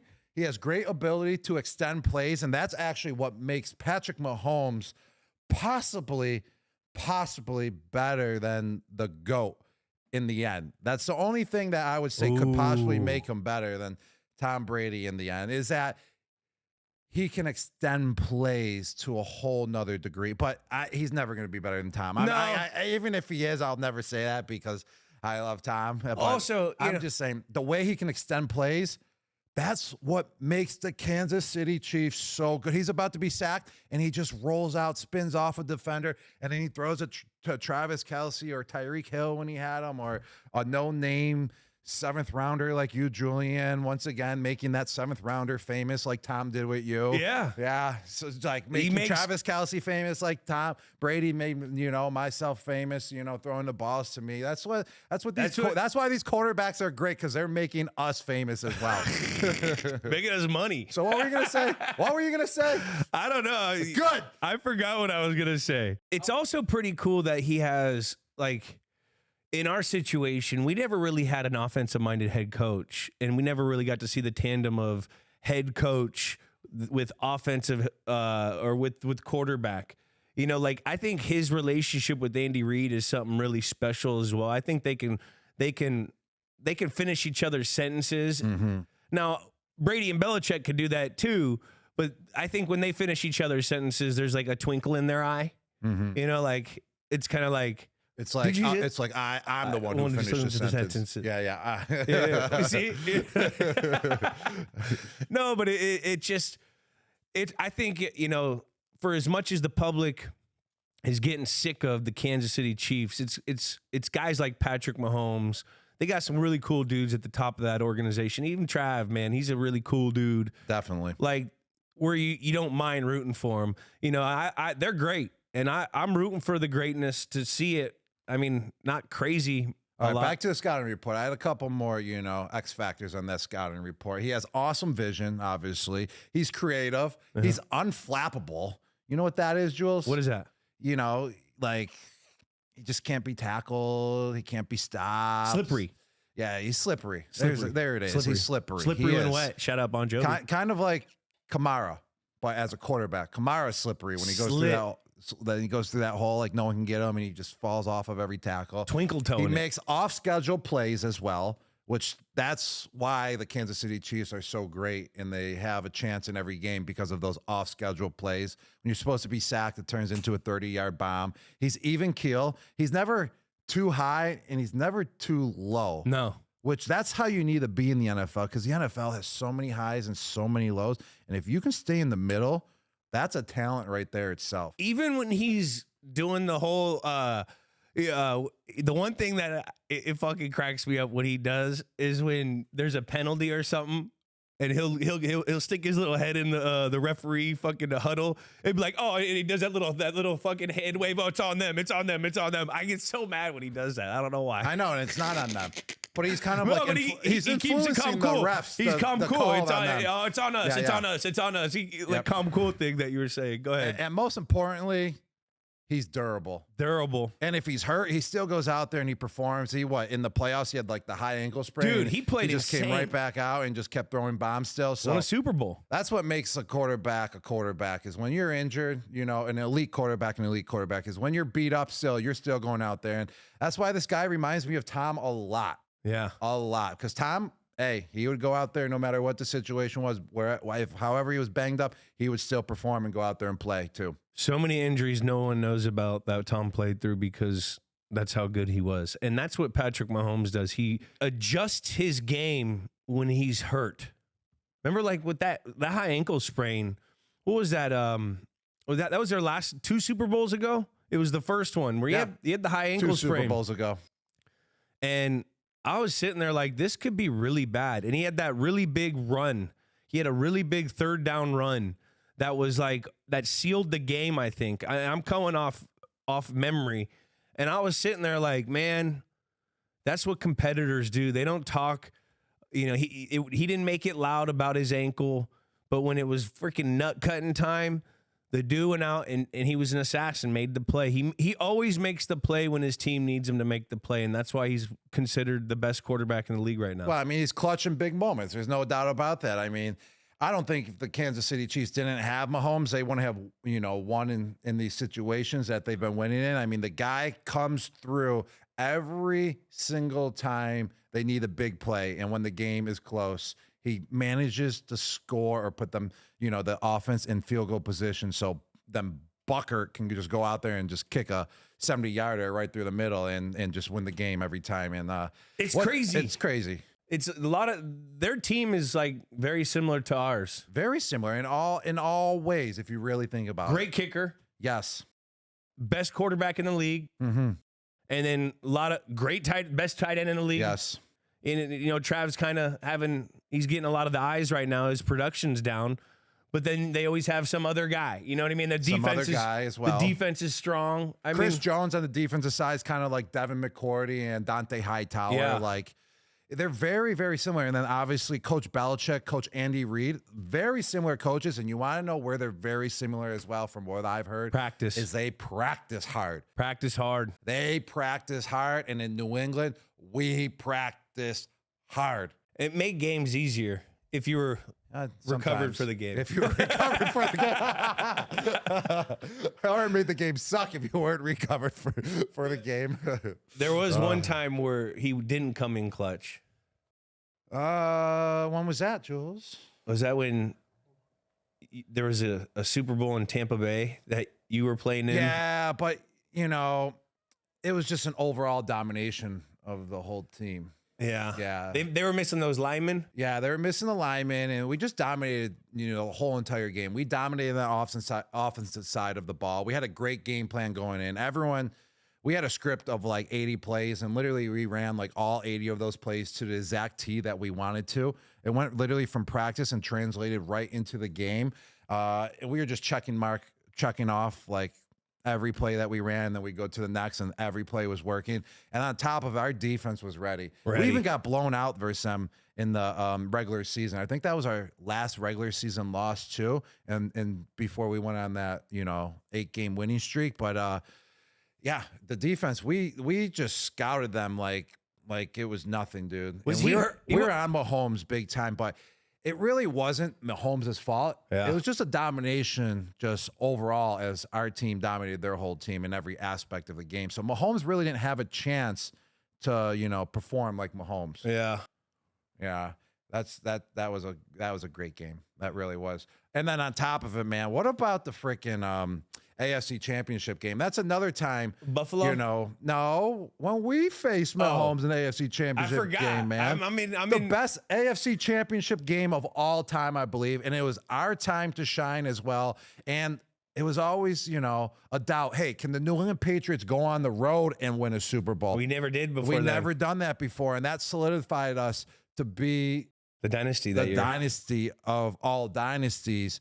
Because we went into Arrowhead 2018. The Chiefs were the #1 seed. Sexy team. They were electric. And let me tell you, Mahomes didn't disappoint in this game. No, he did. The reason why Mahomes lost is because he didn't have a chance in the playoffs, not the playoffs, in overtime to touch the ball, because we got the ball first and we went right down the field and scored. And guess what? On the field. I watched that game just now in Dallas with my nephew. He put the game on last 5 minutes of the game. Let me tell you, my heart was racing. My blood pressure was up because it was one of the best games I've ever seen. I haven't ever rewatched it either. And Jules, man, you came through in the clutch, boy. So did you. No. Well, yeah, I did too. But no, let me tell you, 3rd and 10. We did that a lot. The game's over. We're down by 4. Oh, Rob, just chip blocking the DN, giving Tom extra time. Tony Romo in the booth. Now, expect Julian Edelman to go up, like he's running it under, then to go up like he's going deep, and then the run across, or Tom Brady will hit him. It's 3rd and 10. That's going to be the play. Boom. What happened? You go right across the middle on an over route. Boom. First down. 3rd and 10 again. Tony Romo. Expect Julian across the middle. Tom Brady's going to hit him. Expect Gronk to chip, give Tom more time. Boom, hit Julian up the freaking middle once again for another first down. And then Tony Romo again. Well, this time Gronk is spread out wide. Let's see what he can do. It's third and 10. Tony was pretty on it. Guess what? He just has to go to Gronk. It's one-on-one coverage. He's not going to look anywhere else. What happens? Whoop, fade route. First and 10, baby. Let's go, baby. You came through clutch so much. You had a heck of a playoff run that year as well. That was a fun year. And that was kind of the passing of the torch for Tom to Mahomes. You know, it was kind of like, for at least that matchup. Tom played him again in Tampa, but like that was like a different one because that was the road to the AFC Championship was always through us, and it went to them. Tom had to say right before he left the conference, "Hey, buddy, it was a hell of a run. You'll always hold my beer. You'll always remember me. You'll always remember you didn't win when I was here." And as soon as Tom left that little motherfucker, he's been winning them all ever since. So Patrick Mahomes, what kind of time? We went way over. It's Patrick Mahomes. Oh my gosh, we're at 20 minutes? Yeah. Oh my gosh, it felt like 10 minutes. The guy has won as a starter from the very beginning. He's a fucking guy's no losing seasons. He's all right. He's on pace. He's on pace to be. We're only supposed to talk about him for 10 minutes, but it's been like 20 minutes. But we could talk about Mahomes for the next 2 hours if we really wanted to. There's so many crucial situations. I want to have a beer with him again. So many situations he's been in where he has come back and just made magic happen. He should be right here one day, and we should have a beer with him, Jules. That's the kind of guy he is. Yeah. But we got to get to this. What kind of dude, is Patrick Mahomes? I kind of feel like we kind of went over it and already hit it, but is he a stud? Is he a freak? Is he a dog? Is he a whiz? Is he a dude's dude? I mean, I feel like he represents in he can hit them all these categories, but what is he? What one does he most exemplify? I think two right now that are coming to three are coming to me right now. Freak, dog, and dude's dude. Freak, dog, and dude's dude. I mean, the guy's a wizard though. And he is. He's a wizard and he's wizard. Basically recreated the offense because of him. He basically recreated how I'm gonna go draft with a quarterback. But what I'm really thinking, I'm definitely gonna go with one of the three that you hit. Maybe Patrick Mahomes deserves two of them because he's just that good. But we can't do that. We can't break the form for no one. And what's so great, he is a freak, and he's a freak with a dad bod. But that's the advantage, is that a quarterback. Here's my big take on quarterbacks: is if you're jacked, you're going to only have like 3 years in the NFL.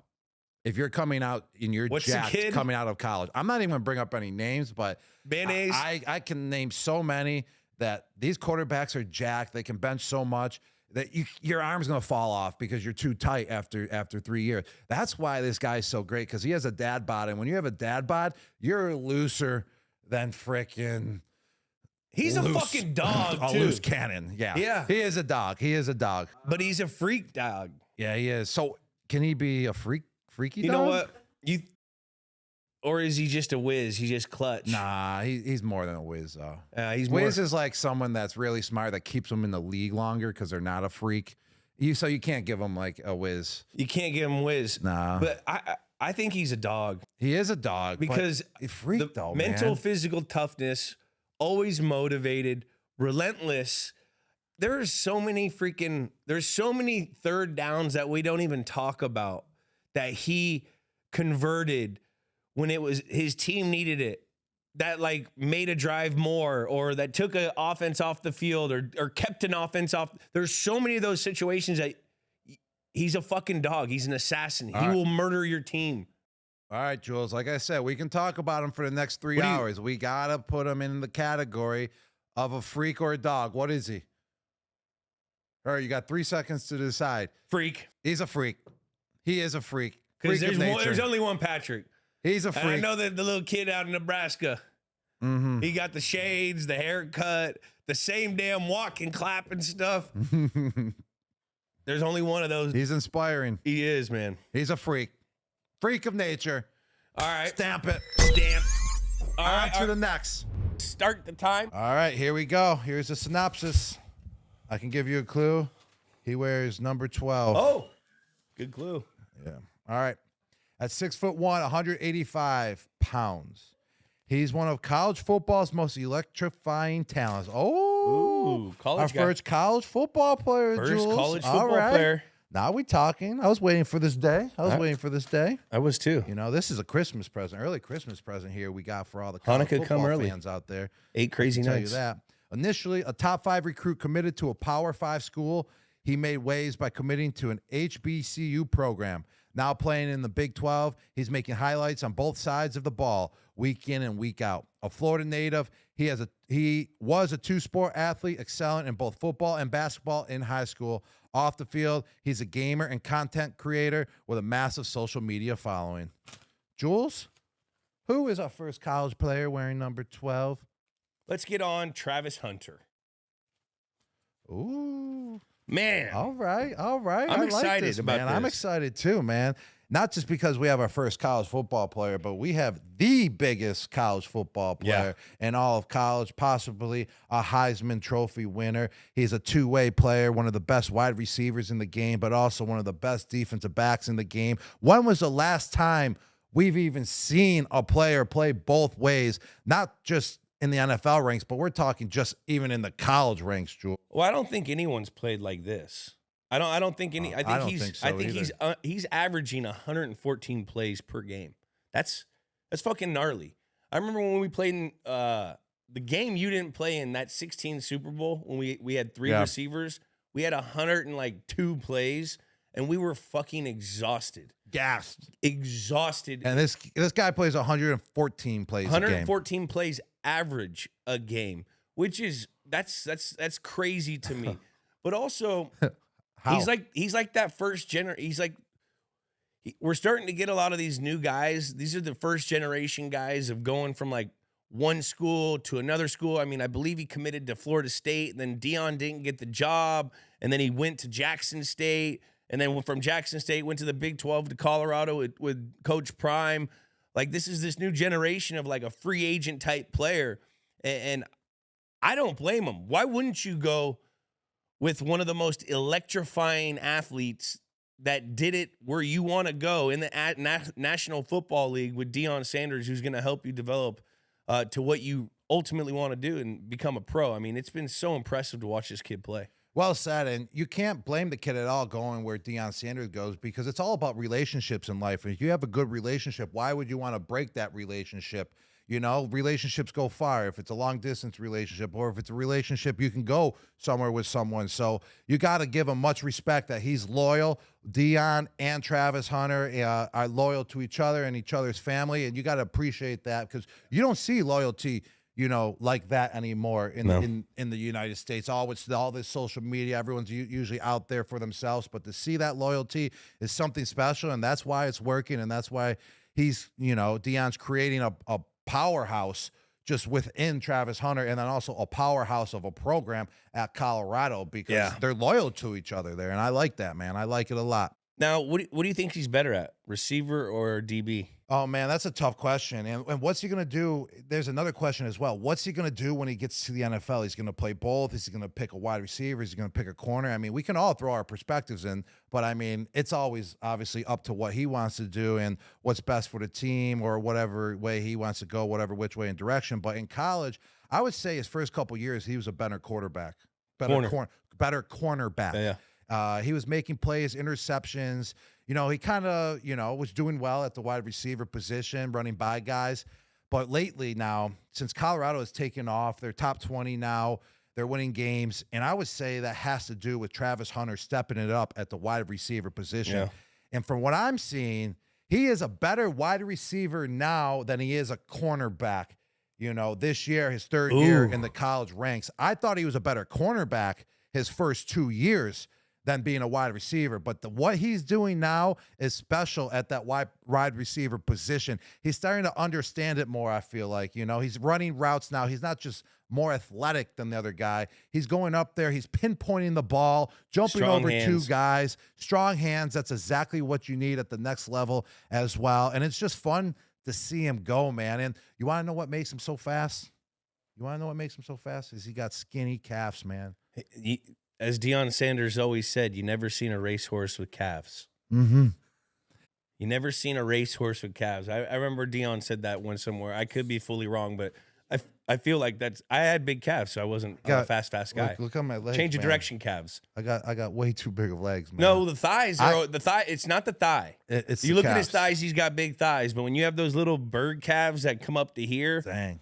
you know what I'm talking about? That little, it's like a little bird calf. Like you think I can Those are that's a speed guy. You think if I get liposuction in my calves, I can make it back to the NFL? No, but if you get a calf implant, you look really cool. That was a good answer, Jules. I like that. Way better. Is he gonna win the Heisman? I mean, you got to play out the whole year to see if he should win the Heisman or not. And I truly don't even know anyone else that's in Heisman contention. Yeah. That's half of it, right? Media. Yeah, half of it is media. I think he should because it's unbelievable what he's doing on both sides of the ball. And what's so great about him as a defensive back, too, he's always around the ball. I mean, he's making interceptions off tip balls. He's making interceptions because he's going to go make the play and go and deserve that interception. But when you fall into an interception, that's just because you're always around the ball. Yeah. And you have that knack of just always wanting to be around the football. That's just a smart player right there, man. He's an exceptional zone corner. Mm-hmm. I haven't seen a lot of man, and I haven't watched a whole lot. I mean, I watched a lot of his highlights for this, and I've seen all his highlights, but like his instinct to jump off of his zone to track another zone and reading the quarterback is really good.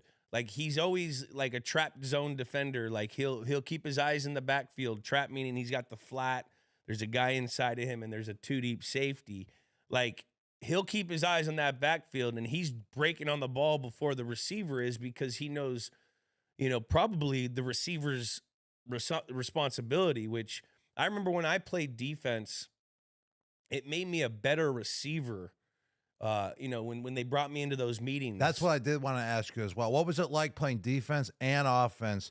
Actually, you did it in the NFL ranks as well. That was year 2011. So you can explain more of what Travis Hunter is doing than anyone else. Well, it's as a player, it made me a better receiver because once I stepped into all the defensive back meetings, I was learning what they were protecting. I was learning their techniques. I was learning on certain things what they would try to do with safeties.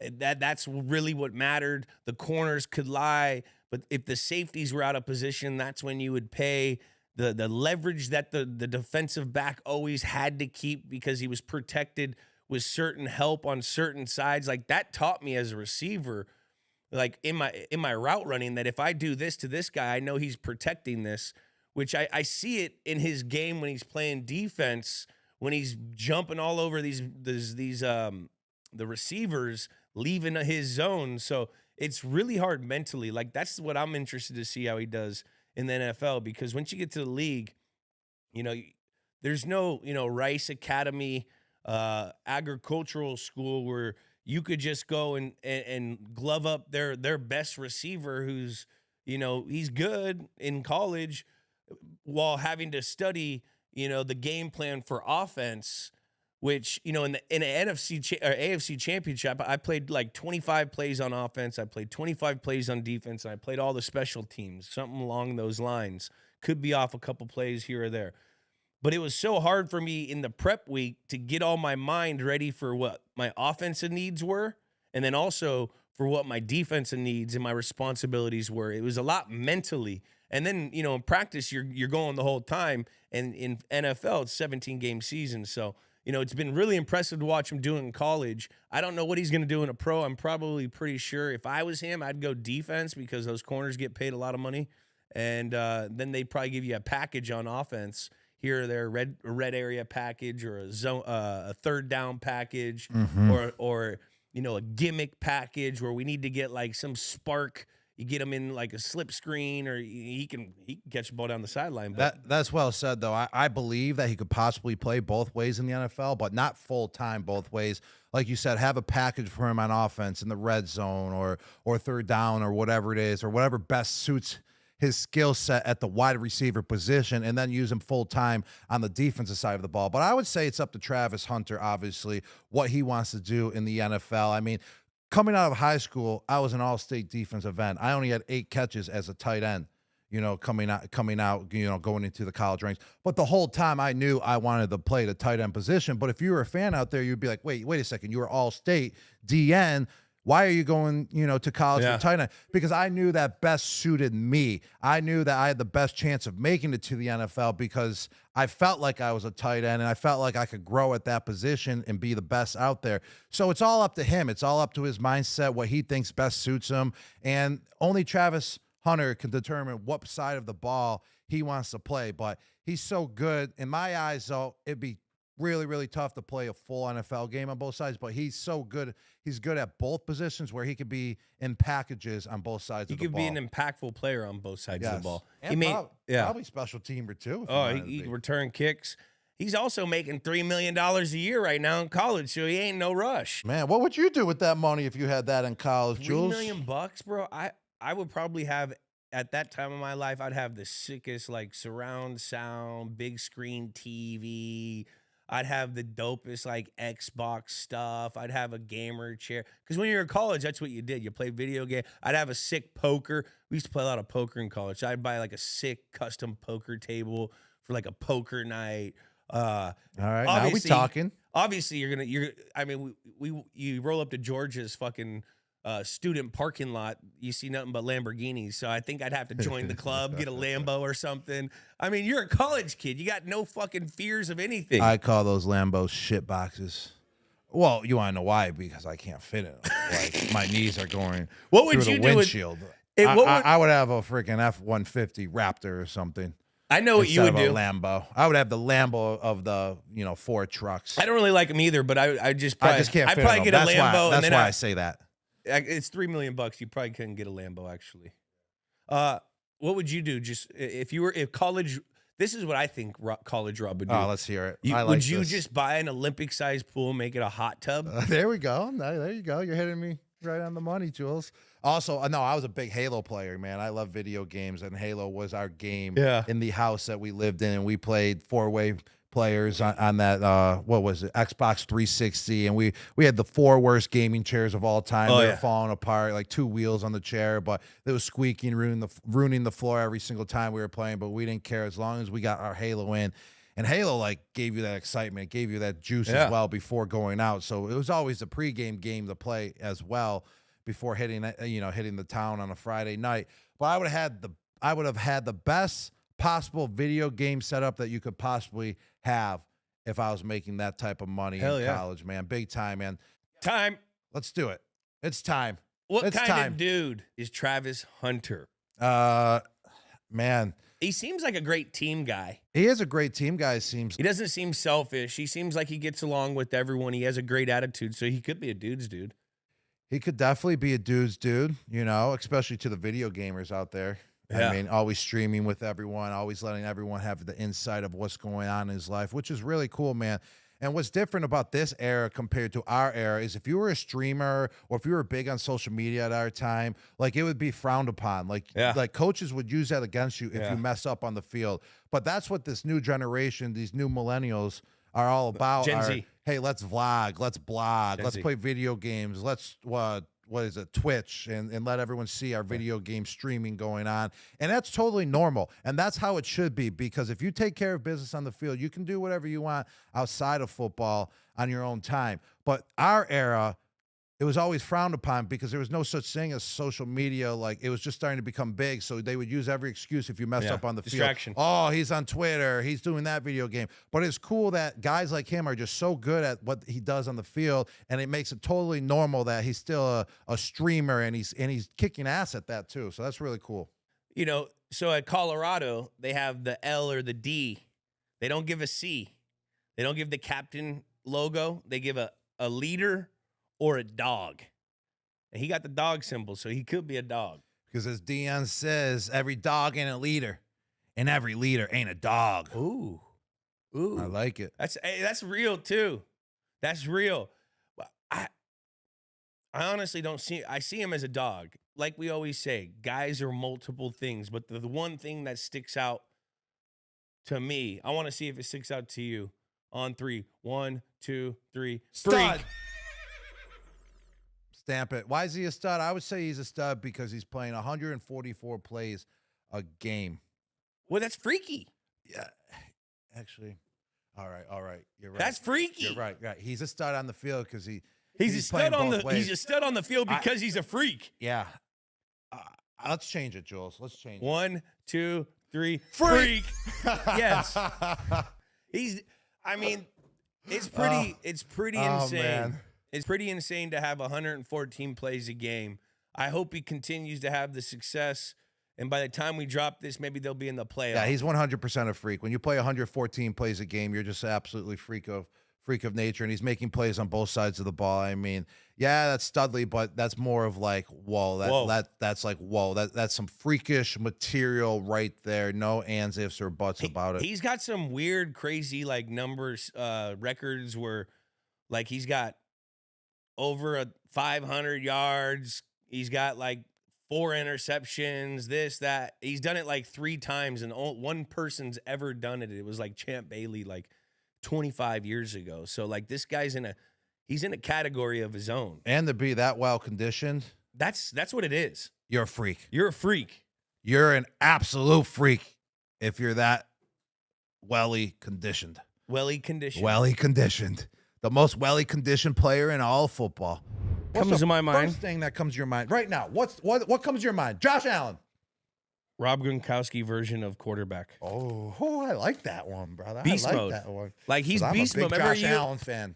Big Josh. We always used to call you beast mode, and he gets into this beast mode where he takes over games with his size, his speed, his arm. You know, we all thought this year was a rebuild year for the Buffalo Bills. They are representing the AFC East in the championship game right hold now. on. Before you keep going, there's no such thing. It's like Tom Brady being in New England. There's no such thing as a rebuild year when you have Tom Brady at the quarterback position. And now that's the same thing with Josh Allen. There is no such thing as a rebuild year because Josh Allen is at the quarterback helm. And when he's at the quarterback helm, he's always going to find a way to win the games. And also they got head coach Sean McDermott as well. Tough guy. And he's there as well. There's no such thing as a rebuilding year in Buffalo anymore. They're always going to be contenders with those two. This could be one of his most impressive years. Mm-hmm. It is, because it's actually a year where they didn't, they were saying, there's not enough talent around him. He doesn't really have a wide receiver. He makes talent. Yeah, exactly. Look at he Shakir. Makes talent. And they traded their star receiver Diggs over to Houston, and just look how much Josh Allen is thriving this year. It's just truly showing how much knowledge he has of the game and how much intellectual he brings to the game as well and to that offense, and just how skilled he really is. This is the year that he has taken it to a whole nother. He takes it to a new level every year, and he took it to even another level this year, Jules. He's impressive. Have you ever met him? I met him real quick at Tight End U in Nashville, the Tight End University. He went? Yeah, he went. He was the quarterback, and let me tell you, it was amazing because I always kind of dreamed about playing for the Buffalo Bills because I'm a kid. It's like you dreaming for the San Francisco 49ers.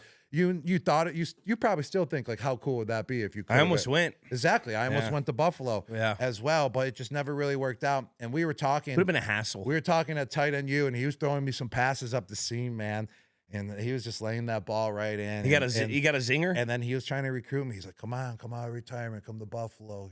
Look, we would do big things. And I'm like, we would do big things and all that. But it just never happened, man. I just was not, All these quarterbacks trying to steal you. Yeah, they are. They are. Joe Burrow, Josh Allen. Hey, Jesus. Just in the end, it just, I was just done with football. It just wasn't there anymore. But I would have loved to play with Josh Allen, Buffalo for at least 1 year. That's what was intriguing me when I was even talking to the Buffalo Bills. Yeah, Jules. So a couple big time quarterbacks have recruited me. Yeah. Have any recruited you before? Not really. I don't think so. Why not? Probably an asshole. No, actually, I don't know. You probably told them they sucked when you saw them. Yeah, you suck. I know how you get sometimes, Jules. You're just so intense and you're so competitive, and I love it so much. Oh, yeah. Well, Brady did try to recruit me to Tampa. That doesn't count. But he's been your quarterback your whole career. No, I had Cam Newton. Yeah, but you know what I mean. Cam Newton. There's definitely been quarterbacks that try to recruit you to other places. Yeah, but it's different. You're a phenomenon. You're like John Travolta in that movie where he gets struck by lightning and all of a sudden he can speak fucking Portuguese and Spanish. That's you. I'm like just Hola. Obrigado. Yo, juego el fútbol americano. There we go. I am. See, you're like that. I am. So That's pretty wait, cool. let's get into this. How much did Dayball help Josh Allen as a quarterback, you think? Actually, when I was reading the synopsis, I was already thinking that in my head. That is truly when Josh Allen started breaking out as the quarterback that he is now. Dayball brings the best out of players. You know, Dayball as a head coach, they're struggling over there in New York, you know. But put all that aside, because being a head coach is totally different than being a position coach and being an offensive coordinator, because you're truly working with that guy every single day, just like Dayball worked with me every single day. And he brings the best out of you. He knows how to motivate you. And I feel like Josh Allen was struggling his first couple years in Buffalo, and he just needed that guy to be around him, to build up his confidence and to show him, you know, the ins and outs of the quarterback position. And I truly believe that Dayball was the guy that got Josh Allen over the hump to be the quarterback that he is now. And now Josh Allen, since he was coached under him, gave him all that confidence.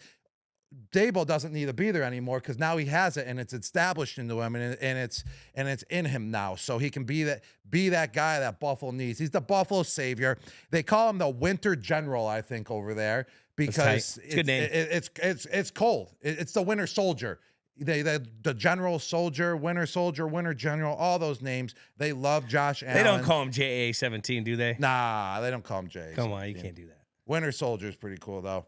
But is he a Bill for life? I think he's a Bill for life. If anything, if he's not, he'll go to like another team at end of his career. That's the only way that he would leave Buffalo. Like you're talking like 10 years from now, like 1 or 2 years left. They draft the quarterback first round. They're grooming him for a little bit. And then Josh Allen leaves just to go try somewhere else out, like maybe California or something. That's the only way these type of quarterbacks leave their franchise. It's just at end of their career. But Dayball did an excellent job with him. I feel like that's when he started thriving. Josh Allen always had that mentality to be great. He just needed it pulled out of him. And I wasn't there, but I believe Dayball did because he was my coach and he helped pull it out of me for years. So that's why I feel like I may be wrong, but I feel like I'm right in this situation. And Dayball helped him out tremendously. Yeah. He reminds me, and his story reminds me a lot of Ben Roethlisberger. Ben went to Miami of Ohio and came into the league, not a big name guy, but lit it up. And he's just a faster, like Big Ben when he was young was like manhandling guys. He was a large human being. And that's what like I feel to a whole nother level because Josh can jump over you and he's got a lot more speed. But Big Ben was like that and won 2 Super Bowls. So hopefully Josh Allen can, you know, get over this hump and do something. You know, hopefully he can catch those demons in the back of his head about Patrick Mahomes because Patrick owns him. Patrick owns him in the postseason, but I mean, I wouldn't really say own because Josh Allen showed out for all those games as well. I mean, they both threw for over 300 yards in the 13-second division game. Yeah, but the 13-second game wasn't on Josh Allen. Josh Allen went down and scored and gave him only 13 seconds left. That was on the Bills defense. McDermott? That was on the coaching staff there, or whoever it was. It wasn't on Josh Allen. I agree. Were they winning at that time, or was it just a tie game? I think they were winning. And then it went into overtime or something. They kicked a field goal. But whatever, the 13 seconds, I can't really recall everything that happened. Josh Allen absolutely balled out. Over 300 yards, 3 TDs, 0 interceptions. So Patrick Mahomes really doesn't own Josh Allen. It's more like Patrick Mahomes just owns the Bills and the whole entire league still. Quarterback, you're the face of the team. You win, it's your praise. Yeah. You lose. It's your praise. What kind of dude is Josh Allen? I mean, this dude, he kind of freaky. I mean, the way he hurdled over a linebacker when he was playing the Minnesota Vikings. You can't be a stud. Yeah, you're not a stud if you're in JUCO. That's a good point. You can kind of become a stud, but you're not fully. If you're a stud, you kind of been a stud your whole entire life. Your whole life. You got stud sperm. Yeah. He's freaky a little bit. He's definitely a dude's dude. He really is. When we were at Titan University, he was cool with everyone, man. Everyone that I talked to in Buffalo, I can tell you, every single person loves Josh Allen. Everyone that has ever interacted with him, anyone that's ever done a deal with him, he is beloved in Buffalo. All right, on 3, what do you think he is? 1, 2, 3, freak. All right, next, who we got, Jules? We've already talked about him a little bit. One of the greatest running backs of all time. Played for the other team that played on Thanksgiving, not America's team. It could be America's team now. It could be. Could be America's team now. Yes, up near Canada. It could be Canada's team. It could be America's upper states team. Yeah, Midwest, those type of states. So let's get on Barry Sanders. Let's go. Let's see what AI has to say about him. Barry Sanders, at 5'8" and weighing 200 pounds, played as a running back for the Detroit Lions. Hailing from Wichita, Kansas, Sanders burst onto the scene at Oklahoma State University, where he set multiple records and won the Heisman Trophy in 1988. Drafted 3rd overall in 1989, he became known for his electrifying agility, elusive footwork, and explosive speed, making him one of the most thrilling players in the league's history. He surprised many by retiring at the age of 31 in 1999. Is it that big of a surprise? I mean, I retired when I was 29 years old. Like, he was in his 30s, but he must have been that good still. It surprised everybody. I mean, to put in perspective, he won Offensive Player of the Year in 97. He retired 2 years later. Over his career, he amassed 15,269 rushing yards and 99 touchdowns, earning 10 Pro Bowl selections, the 1997 MVP award, and a place in the Pro Football Hall of Fame. Jesus. Woo. What is the first thing that you think of when you hear the name Barry Sanders, Jules? My childhood. If you made a crazy like cutback play, or you made someone juked someone out of their jock or something, it was just like you were doing a Barry play. Like, that's Barry Sanders made Detroit relevant and like only went to the playoffs like twice or 3 times in his career. Instantly think of the plays where like he has 4 guys draping on him, and then he jukes like 2 guys, and then a guy thinks he's down and thinks the play's over, and he's still running on the other side. Barry Sanders was so electric. I think Barry Sanders he would be even crazier in this generation. That's how good he was.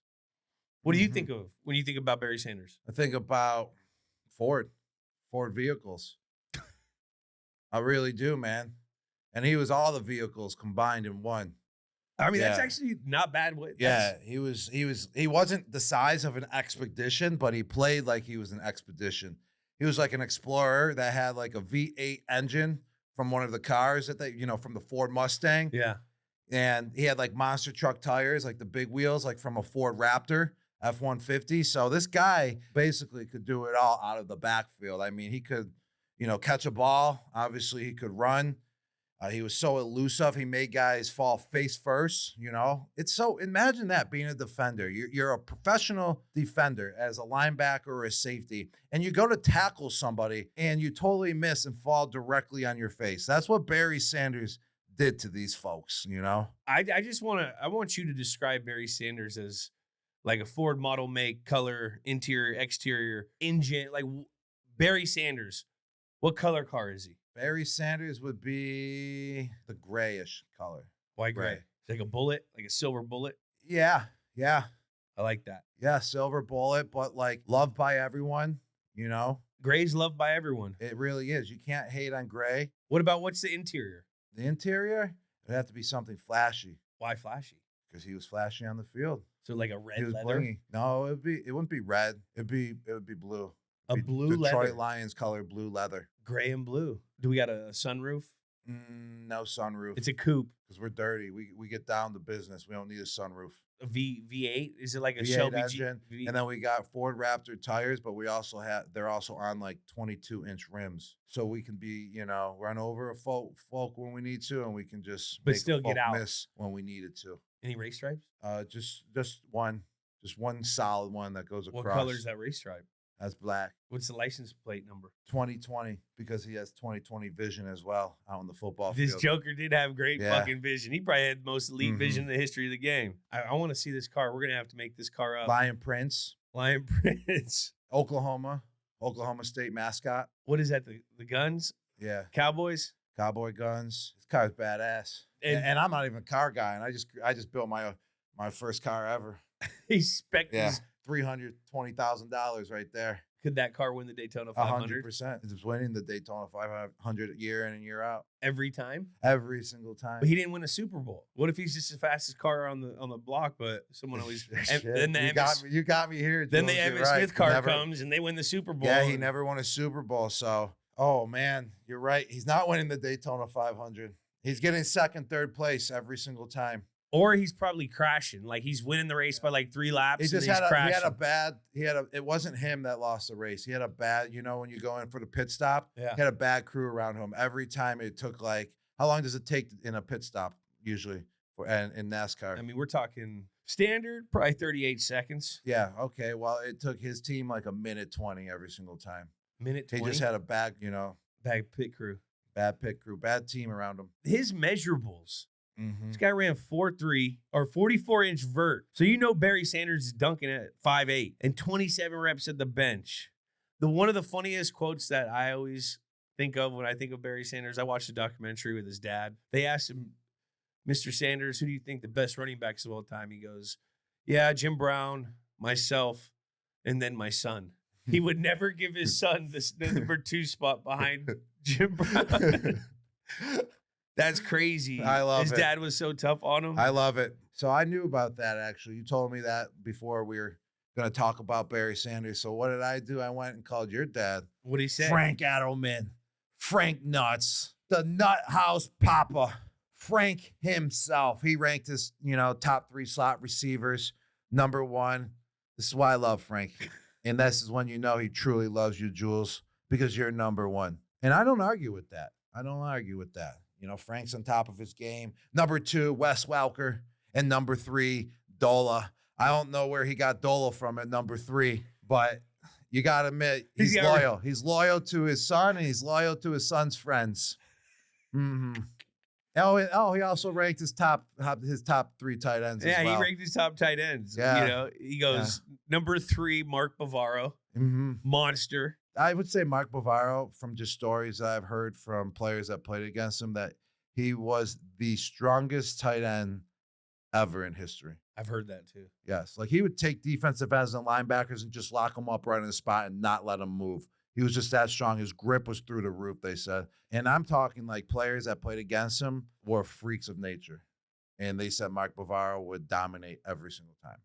So what if you guys grabbed each other? Who would? Mark Bavaro would win. I don't know, beast mode. He's stronger than me, okay?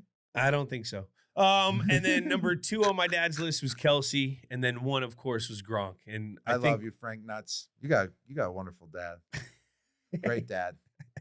I like Nuthouse Papa though. Nuthouse Papa. I like it. All right, what was Barry Sanders' best Turkey Day? He had 10 games on Turkey Day, 7-3 record, winning record. Barry Sanders loved Thanksgiving. Second all time in rushing yards behind on Thanksgiving, behind Emmitt Smith. His 210 carries on Thanksgiving Day for 931 yards. He just couldn't break that 1,000-yard mark on Thanksgiving. That's tough. He should have came back just for that record. Just for that. There. Just to say he had over 1,000 yards on Thanksgiving. We're talking about moments in his career, but him retiring at such a young age, and he was like, I think he was a season away from being the all-time leader at his retiring date. Mm-hmm. He was like if he would have played that last season, he would have beat the record. And he just walked away. He didn't really care about the records. He just wanted to win. I think he got beat down from losing. That he doesn't say that in any of his documentaries or all the, you watch his interviews. But I mean, if you go out for a long time and you're dominating and you're losing every year, that's got to take a toll. Mm-hmm. It shows the kind of player he was. He loved football as a game, not for an individual statistic. Mm-hmm. I mean, there's always stories of Jerry Jones 2-3 years later going to him and say, hey, man, you sure you don't want to come play for the Cowboys or something? I've heard that a couple times too. Mm-hmm. As a player, you want to always tough it out. Yeah. You never want to show that you're weak. The second you show that you're weak, you're kind of beat in the NFL. You got to always, have that standard set, that bar set, that nothing's going to take you down. And the second that you let that go and you let things take you down, you're not going to be able to perform. You're going to get outworked. You're going to get ran over. The other guy's going to beat the crap out of you. So that mindset always has to be there. And if you get beat down, even though you look like the best player on the field, it's going to come back and haunt you in the end. I've been through that situation before. I bet you've been through it at the end of your career as well, where you just kept taking beatings, injuries. You're trying to play through a knee, a forearm, whatever it is. And then finally you're like, man, I can't take this no more. And I feel like that's kind of what happened to Barry Sanders. I mean, yeah, he was the greatest of all time, one of them. He looked unbelievable out there on the field, but he was always losing, always taking a beating. You just don't know what these NFL guys are going through at all times. You really don't. He still hasn't let anyone know why he retired. Like, he kind of has. I mean, he was 1,400 yards away from the all-time rushing record that Emmitt Smith went to then beat 3 or 4 years later, a couple years later. He did talk about it a little bit when he retired, that the passion wasn't there for him anymore. If you don't have that passion, which can attribute to just always getting beat down, not winning, there's no reason to be out there on the football field. It's not good for the fans. It's not good for yourself. It's not good for the organization. He's just kind of basically said there was nothing left to really play for. And he didn't really see the Detroit Lions being a Super Bowl contender either. Yeah. And if the Lions were truly going to be a Super Bowl contender, I feel like that would have gave him the passion, the influence that he 100%. needed to go back out there. And because that's all he truly doesn't have is a Super Bowl ring. Yeah. Do you remember when the passion left for you? I do. I mean, I was beat down. It was my last year. I mean, we won the Super Bowl when I was on the New England Patriots, when we beat the Rams. And I went into the playoffs knowing that I was going to retire, dude. I mean, this is the year, the pounding on my body, all the injuries were flaring up. I was running slow. Especially the passion definitely decreases for the game of football when you start losing your skill set. Yeah. Because it's not as fun anymore when you can't just run by someone or just throw someone around. It's not fun when you're the one getting thrown around and the guy's on you like white on rice when you're trying to run a route. So it was like that year, but I was just putting the team first, and I knew, I could come through in the times that I needed to come through for the team. And we ended up winning the Super Bowl, so it couldn't have worked out any better. But winning that Super Bowl, it was just kind of a relief that the game was over. Yeah. But I got that passion back when I took a year off, and then it kind of started fading away again. My second year in Tampa, that's when I knew that it was probably, time to hang it up again. Yeah, that's kind of how mine went down as well. When I was in practice and guys that I should be dominating were coming close to covering me, I was like,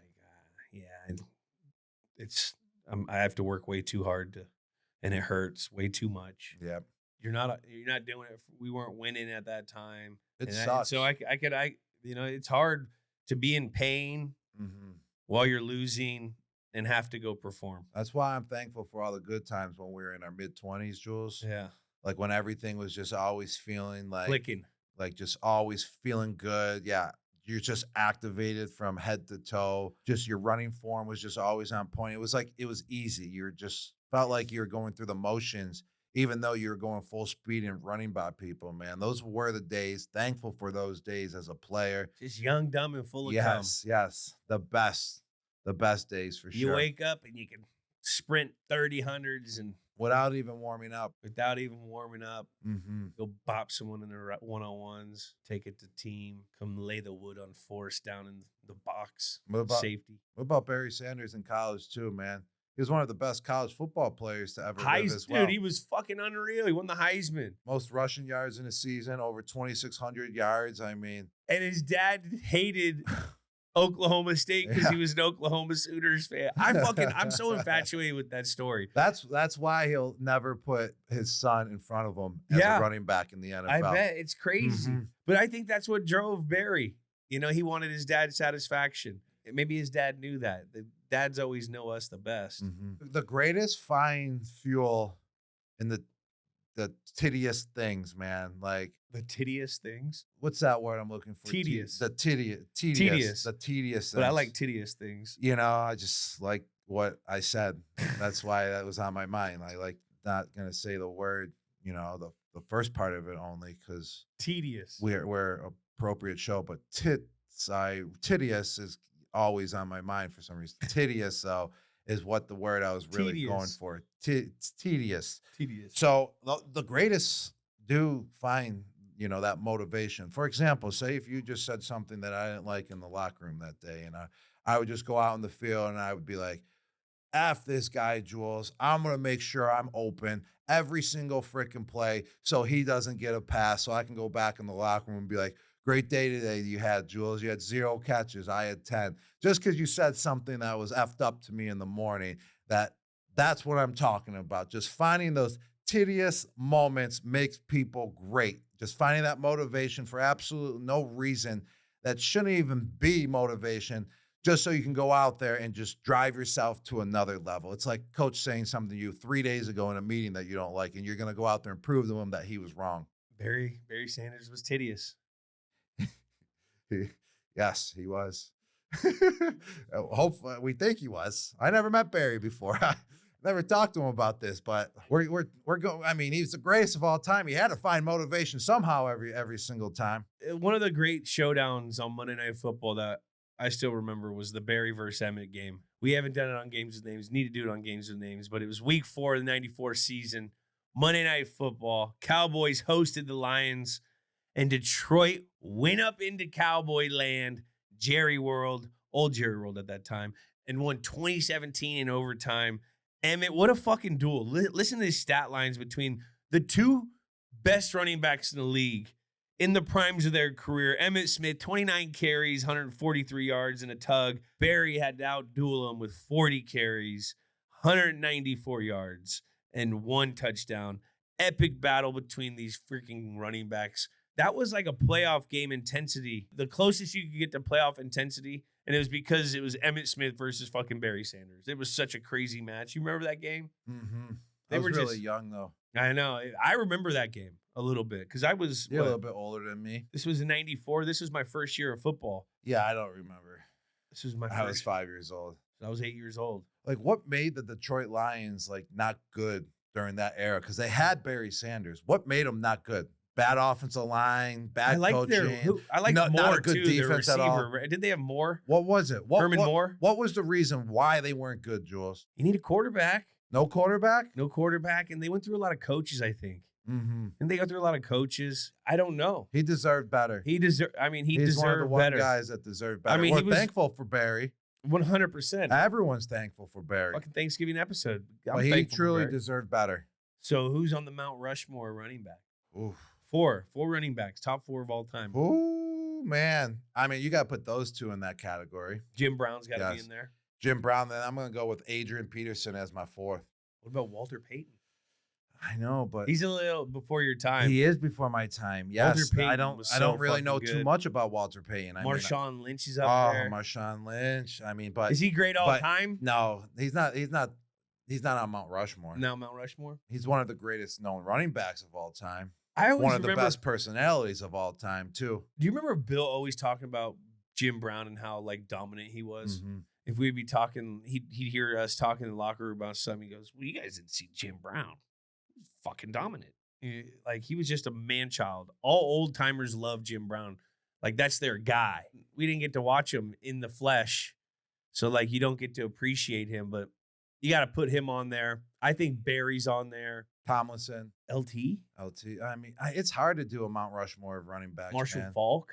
Oh man, Marshall Faulk was so good. I'm gonna go this. My Mount Rushmore. I'm gonna go Jim Brown, Barry Sanders, Walter Payton, Marshall Faulk. Marshall Faulk being the 4th because he's like the tweener, the new generation running back where this guy could catch 100 fucking balls and rush for 1,000 yards in the same season, which I think he did. There was Bo Jackson, Thurman Thomas. He didn't have enough. Thurman Thomas was a monster. Earl Campbell. Eric Dickerson. Slate would be mad at us because Slate's dad blocked for him. Gal Sayers. He didn't have a long career though. There's so many. Man, it's tough to do a Mount Rushmore. Oh yeah, Barry was behind Thurman Thomas at Oklahoma State. Oklahoma State had some running backs. How about that running back room in college? Thurman Thomas, fucking Barry Sanders. They win the Natty that year? How you not win the national championship with those two guys? The saddest stat of Barry's career, though, is that he only played in 6 playoff games. It is sad. That's crazy. Everyone loves Barry Sanders. Everyone wanted to see his career just keep on going. 10 minutes. What kind of dude is Barry Sanders? Freak. No one has ever, like, when you watch him move, no one's ever moved like Barry Sanders. Just so elusive. And he's like a slinky out there. He's like a little slinky. Down the stairs, just boom, boom. And the slinky's just turning and flipping which way and direction. Always and on, then, always on. And then balance. always lands right back on in position, right on its feet at the bottom of the stairs. That's Barry Sanders for you. I mean, that's some freaky ability right there. I bet you he was a crazy positive dude, a dude's dude too. I'm sure he was. In the locker room, I bet you he was super. He was probably like Sweet Feet, super quiet. James White, quiet, just professional. But he's also a fucking dog. Where he didn't have an offensive line for like half his career, and he still had the numbers he had. On 3, you state yours. 1, 2, 3. Dog. Freak. Nah, he's a freak, man. Got to go freak. You got to go freak. His physical ability of just being able to bend the way he bends and just the vision that he has, one-on-one instinct. He was not getting tackled. People were falling head first into the ground, like I said earlier. You just never seen it. He was making people look silly. Like they didn't belong out there. It was like Pop Warner when the guy is just that much better than everyone else and just running around the field. And they could be all 11 guys in the field in front of him, and he can make all 11 miss. That's freaky instincts right there. Yeah, but when you see Barry Sanders in clothes, or do you look at him and be like, man, that guy's a freak? No, you don't. But we're categorizing freak in that way only then, is if how you see someone. He is a one of one. Exactly. One of ones are freaks. He was just a freak at a lower level of physical stature. He reminds me of the little race cars on the electric tracks where he could just start, stop, hella fast. Mm-hmm. All right, Stanford, he's a freak. He's a freak. Let's go. This dude, standing at 6 foot and weighing 234 pounds, is a dynamic running back drafted as a 2nd overall pick in 2018. Oh, I know. To a team that almost ruined his career. And then he was smart enough to leave, and that team was dumb enough to let him leave. Is that an AI? It says it. No, it doesn't. It says it. Oh, wow. That was not me. You cannot blame that on me. It's AI. what AI is saying. Jeez, AI knows everything. They do. He quickly established himself as a dynamic player known for his explosive speed and versatility, amassing over 2,000 yards from scrimmage in his rookie season and winning Offensive Rookie of the Year. Throughout his 6-year career, he has earned 3 Pro Bowls. Wow. Born in the Bronx, he mainly grew up in Pennsylvania, playing high school football there and then committing to Penn State, where he was a 2-time Big Ten Offensive Player of the Year and was 4th in the Heisman voting in 2017. Yeah. He considers himself the GOAT. Of Connect Four. Oh. Of Connect Four. With Christian McCaffrey being the only person who has beaten him. Connect Four. Let's get into Quadzilla. Saquon Barkley. Saquon Barkley. Saquon Barkley. Saquon. Well, that's the first thing I think of is his quads. It's just how big and beastly and filling they are, and just how massive and just explosive those quads are, and how he can stomp on anyone and probably kill him if he did. If he was in WWE, hold on, where's my hat? If he was in WWE, they probably wouldn't allow him because you know those leg drops they do? He would do the Saquon Barkley leg drop, and it would be called the Saquon. Boom, and he would drop his quad, and boom, the wrestler would be dead right on the spot. Yeah, What's the first thing you think of, Jules? the first thing I think of is, man, I can't believe I'm putting on a Philadelphia hat when it's Saquon Barkley. You're right. Hold on. I can't put the Philly hat on. I can't. I did really quick, and then it bounced off my head. Woo! I mean, whatever. Nope. You know, but the thing is, you always thought he would be a Giant for the rest of his life. And boy, was that one Giant loss. To lose Saquon Barkley.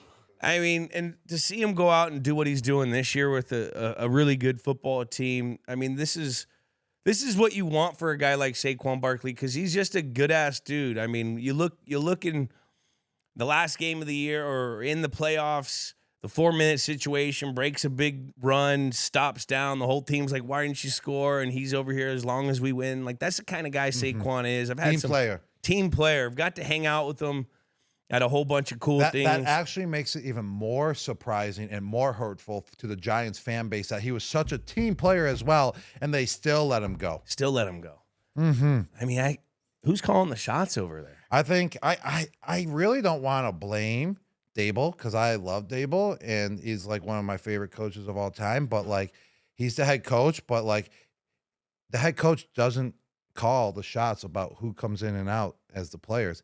I think you got to put it on the GM, correct? And kind of the owner as well, because the owner said he's going to not be able to sleep at night if Saquon Barkley goes to the Philadelphia Eagles, and then he goes to the Philadelphia Eagles. Well, sir, probably not sleeping. You could have easily stepped in and offered about $2-3 million more just to keep, Saquon Barkley on the New York Giants. And let me tell you for a second, this is my problem. He left because there was an argument over like $500,000 or $1 million. $1 million bucks. $1 million bucks. What? 12? What is he getting paid? $12 million? 12 million or whatever. $13 million, whatever it is. And the Giants offered him $1 less million. Well, I can tell you this. He's still underpaid by at least $10 million. He is. And there was an argument about not paying him because of $1 million with the Giants organization. He you is got to underpaid. really put it into perspective. Just think about that. Yeah, he's literally catapulted this Philadelphia team. He's that good of a football player. He had a magical year. He went over 2,000 yards, regardless of how many games, whatever, to go out there and put that performance on that he did this year, coming from the rival team. Mm-hmm. This is like a Disney movie if they go and win the Super Bowl. If they win the Super Bowl, I think Disney's probably going to – there's a Kurt Warner movie, so Disney will make a freaking this movie, I feel. Yeah. And it just shows shows this movie. It's a movie. It shows how great of a player he really was, because when he was with the Giants, he really had absolutely zero help. He had no line.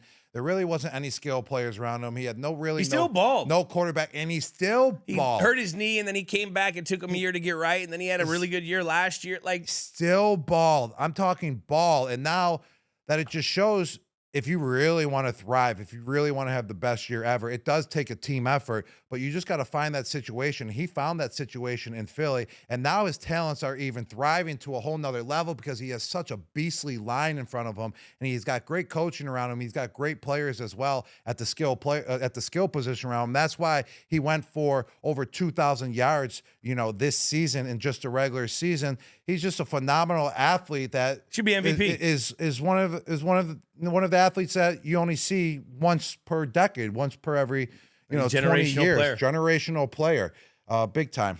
Yeah, you ever hang out with him?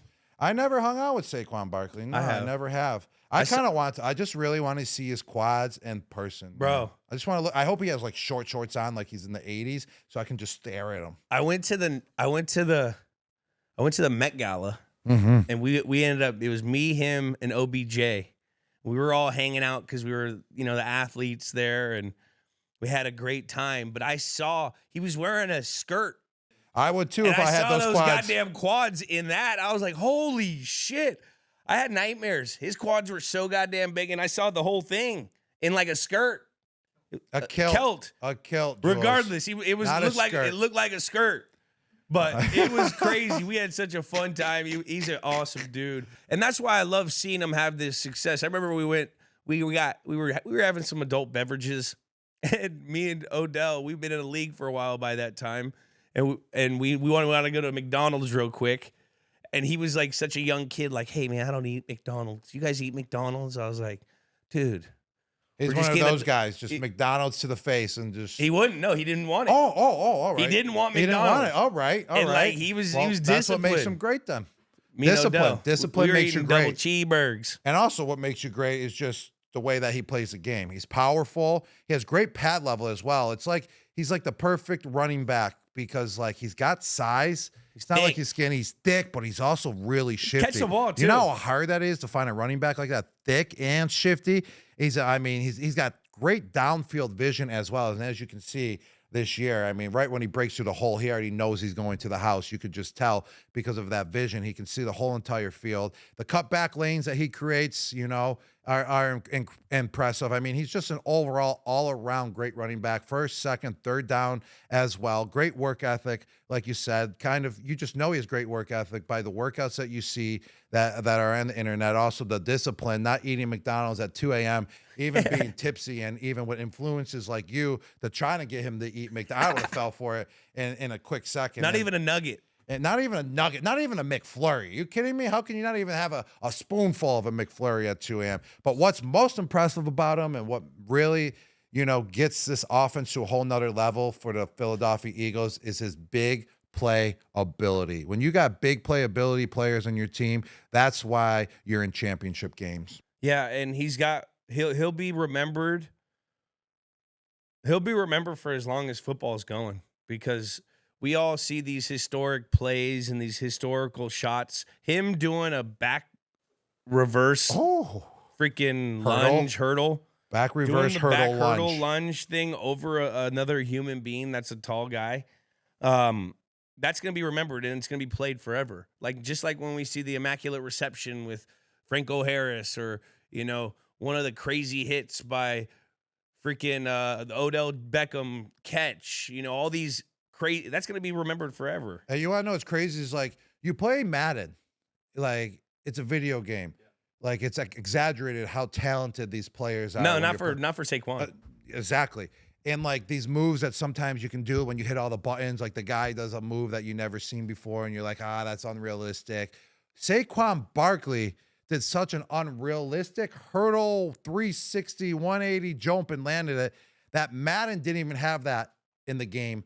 And that Madden had to add that play, add that move, or whatever it's called. What is that called? That's just athleticism. That athleticism, or that button. So now you can be able to use that and hurdle over someone while 360 in the air on Madden. I mean, I hope so. I think Madden added they it. should just call it the button mash, where you just mash all the buttons and it does a Saquon Barkley backflip jump thing over a hurdle. There we go.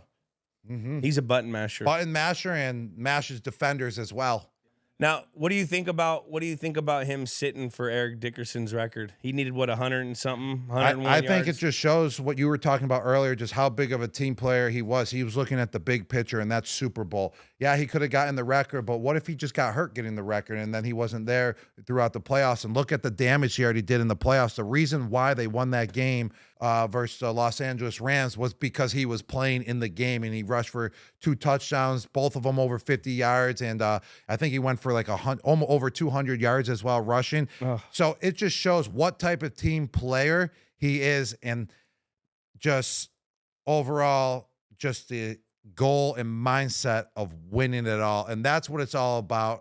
This is only good if they win the Super Bowl. It is. If they don't win the Super Bowl, this is crazy. I agree. But he can also break the all-time record, including playoffs and regular season, which I think he will break that. I think he's about 100-something yards away. What kind of dude is Saquon Barkley? Oh. What kind of dude? Oh, man. I mean, What kind of dude is he? He grew up around, in Pennsylvania. Pennsylvania, great football there. Great high football, school you know that. Great hope. Yes. You know, born in the Underrated. Bronx. So tough, New Yorker. Tough. I think went to Penn State. I think he has a lot of boxing in his background as well. A lot of boxing in his background. From what I recall reading. He's reading definitely something about him. He's a dog. He is a dog, but he kind of is a freak as well.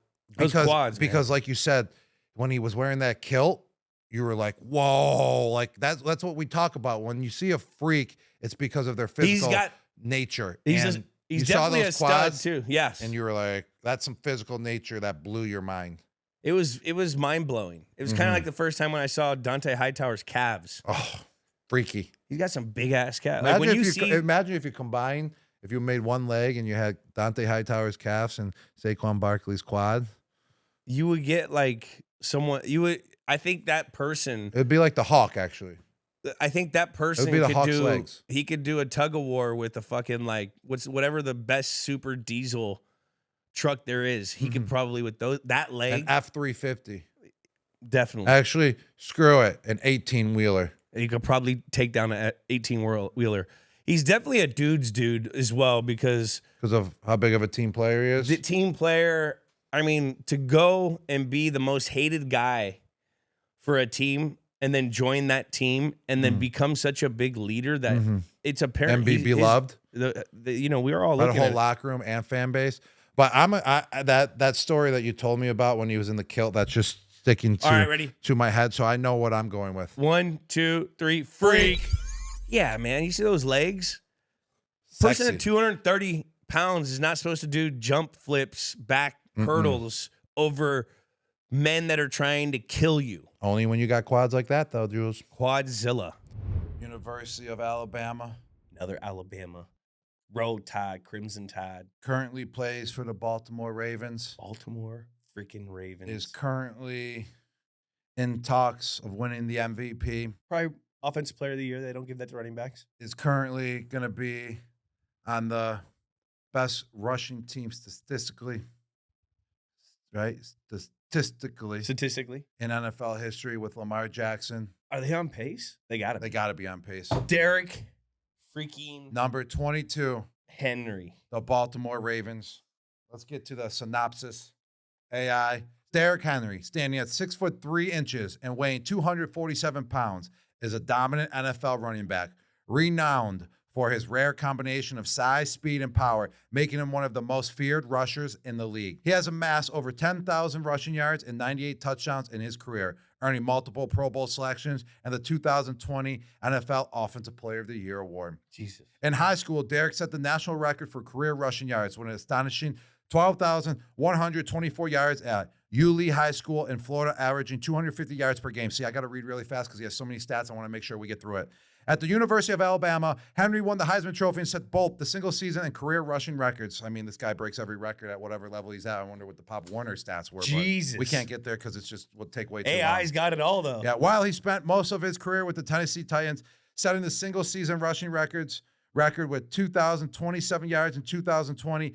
He beat Chris Johnson 2K with that number right there. Jesus. He is currently setting impressive records with the Baltimore Ravens, including the team's franchise record and most rushing touchdowns in a single season already, and it's only like not even halfway through, this season. Henry is celebrated for his work ethic and humble personality off the field, where he is involved in charity work and is regarded as a role model. Start that clock. Start the clock. First off, I want to get to this right off the point. His nickname is King Henry. There's a guy in basketball that we all know him as is King James. Who is the ultimate king, Jules? King Henry or King James? Let's hear your thoughts. King Henry or King James? LeBron is a generational guy, but if you talk about King Henry, he's a generational guy. This guy, 247 pounds, running away from people. That is such a hard question. I didn't even know you were going to ask me that. I'm a football guy. I gotta go King Henry. It sounds better. Was there a King James back in the day? There's probably a King James back in the day, isn't it? Is that why it's King? I just put that together. They both have kind of kingy names. They got both kingy names. I like King Henry. I'm going King Henry. Just on name because it sounds, but there's a King James back there. I'm going Derrick Henry. All right. I like that pick. And what's incredible about, Derrick Henry is, you said that size is just impressive and how he can move, 247 pounds. But I swear, he looks huge. He looks massive. He's 247, but I swear he plays and looks bigger than he even is. 100%. It's like he's 6'3", 247. It's like, no. He's like 6'6", 280 running the ball. That's what it looks like. I remember when we played against him, I walked by him after the game, like, who the fuck is his defensive end? Oh, my God. That's Henry. That's Jesus. He's so big. I wouldn't want to tackle him. No one wants to tackle him. I mean, screw it. No. They say at the end of the game, I'm not tackling him at the beginning of the game. Might get a concussion getting one of the knee drives. He looks like a goddamn semi-truck that's on fucking NOS. He is a semi-truck. On NOS. Yes. That's race fuel. That's what he is. He's a semi-truck. Like when he sees that hole open, like he hits that button. He like, presses Fast NOS. and the Furious. Fast and Furious. That Go, button, baby, and go. And then he just flies right through the hole. I think he was so far, he clicked in as the second fastest player as a ball carrier in the NFL this year. Recorded. Second fastest player. I mean, freaking ridiculous being that size. What I love about him, too, man, he's a true role model, man. He never gets in trouble. Never. Never on the field, never off the field is he in trouble. He doesn't smoke. He doesn't drink. He eats completely clean. He's basically on the Tom Brady diet. I think he's a vegan. While eating. I think he's vegan. He might be vegan. I'm not sure about that. He possibly could be. I mean, no gluten. He cuts the sugar down. It's all real sugar and fruits and all that good stuff. He takes care of his body. Does the cryo tanks, saunas. He actually goes to the same treatment guy that I see as well. My friend Bobo, who's out of Nashville. He gets those vitamin bags and hydration bags to make sure that he's always good to go, on top of his games. He's always burning fuel, so he's got to always make sure the vitamins and fuel are always coming in. He's just doing everything right. And that's what I love about him. He's a great example to the young generation. Have you seen his off-season workouts on YouTube? Yeah, and I've actually worked out with him before. One time in Dallas, Texas. Yes, let me tell you, man, this guy don't get tired. He don't get tired. What'd you guys do for a workout? And like I was with my brother, my two brothers, and like we were just looking at his arms, and like his arm was bigger than all three of our arms combined. That's why I don't understand how he doesn't weigh like 280 pounds. Like I weigh 260 and he's 12 pounds less than me. And I'm like, but your arms are 3 times the size of mine. Like I think he's tricking everyone. I think he really is 280, but you know, in Pop Warner, when they don't let you play because you're overweight and you weigh in, I don't think the NFL would let him play if he weighs in at 280 at the running back position. So I think he literally is 280 because he's that big, but they just list him as 247, so he's actually qualified to play in the NFL. Dude. Yeah. So you're working out with, what year was this? This was I think last year, about a year and a half ago. 2 years ago. The first thing you look at, you say, "Damn, his arm's so big." Yep. And you're Rob Gronkowski. Yep. It's the first thing I said. I was memorized. And what's another thing about him too? Like he's having this career year with the Baltimore Ravens. It looks like he hasn't aged. Yeah, he hasn't aged because, like I said, he does everything right. And when you do everything right and take care of your body like that, you don't age. He hasn't lost a step, and he's just getting faster and faster, bigger and bigger. He has that motivation still. Like he's 30 years old as a running back. He's taken so many shots to the body, and I feel like I just feel it. Like he has that chip because, like, I feel like the Tennessee Titans, you know, kind of didn't give him that respect that he deserved last year. You know, like. They were like, oh, we got to change up our offense. All we do is give the ball to Derrick Henry. Like they let Derrick Henry walk, one of their best generational talents on the offensive side of the ball in the history of the Titans. And they let him walk that easily. That kind of shows a little disrespect. I mean, it might have not been disrespect, but it just shows like they didn't really trust in him or thought his career was going down. So I think he's on a rampage to show the Titans, hey, look what you're missing out on. You thought, oh, we got to switch up the offense because we're handing me the ball too much. Well, that's all the Tennessee Titans had was handing the ball to him. Well, it's not just the Tennessee Titans that are part of his fuel. Everyone else could have signed him. Everyone else, the whole league could have signed him. They all thought he was done. Dallas Cowboys need a running back. They could have signed him. Oh, man, we don't even got to get into that. I mean, that's been in the news for the last month with Jerry Jones. But this is, you know, this is some like Tom Brady type stuff, you know, because at 31 at a running back, he's doing things that's not normal. This is not normal. And that's why this is so freaky. He doesn't eat sugars. He takes care of his body. He doesn't eat any fried foods. He works out like crazy. The only thing he fries is defenses. He fries defenses. Yeah. Well, when you were talking about chips, I was like, man, he has a big chip on his shoulder. He probably doesn't have any chips. He probably does. I was thinking that because those are fried.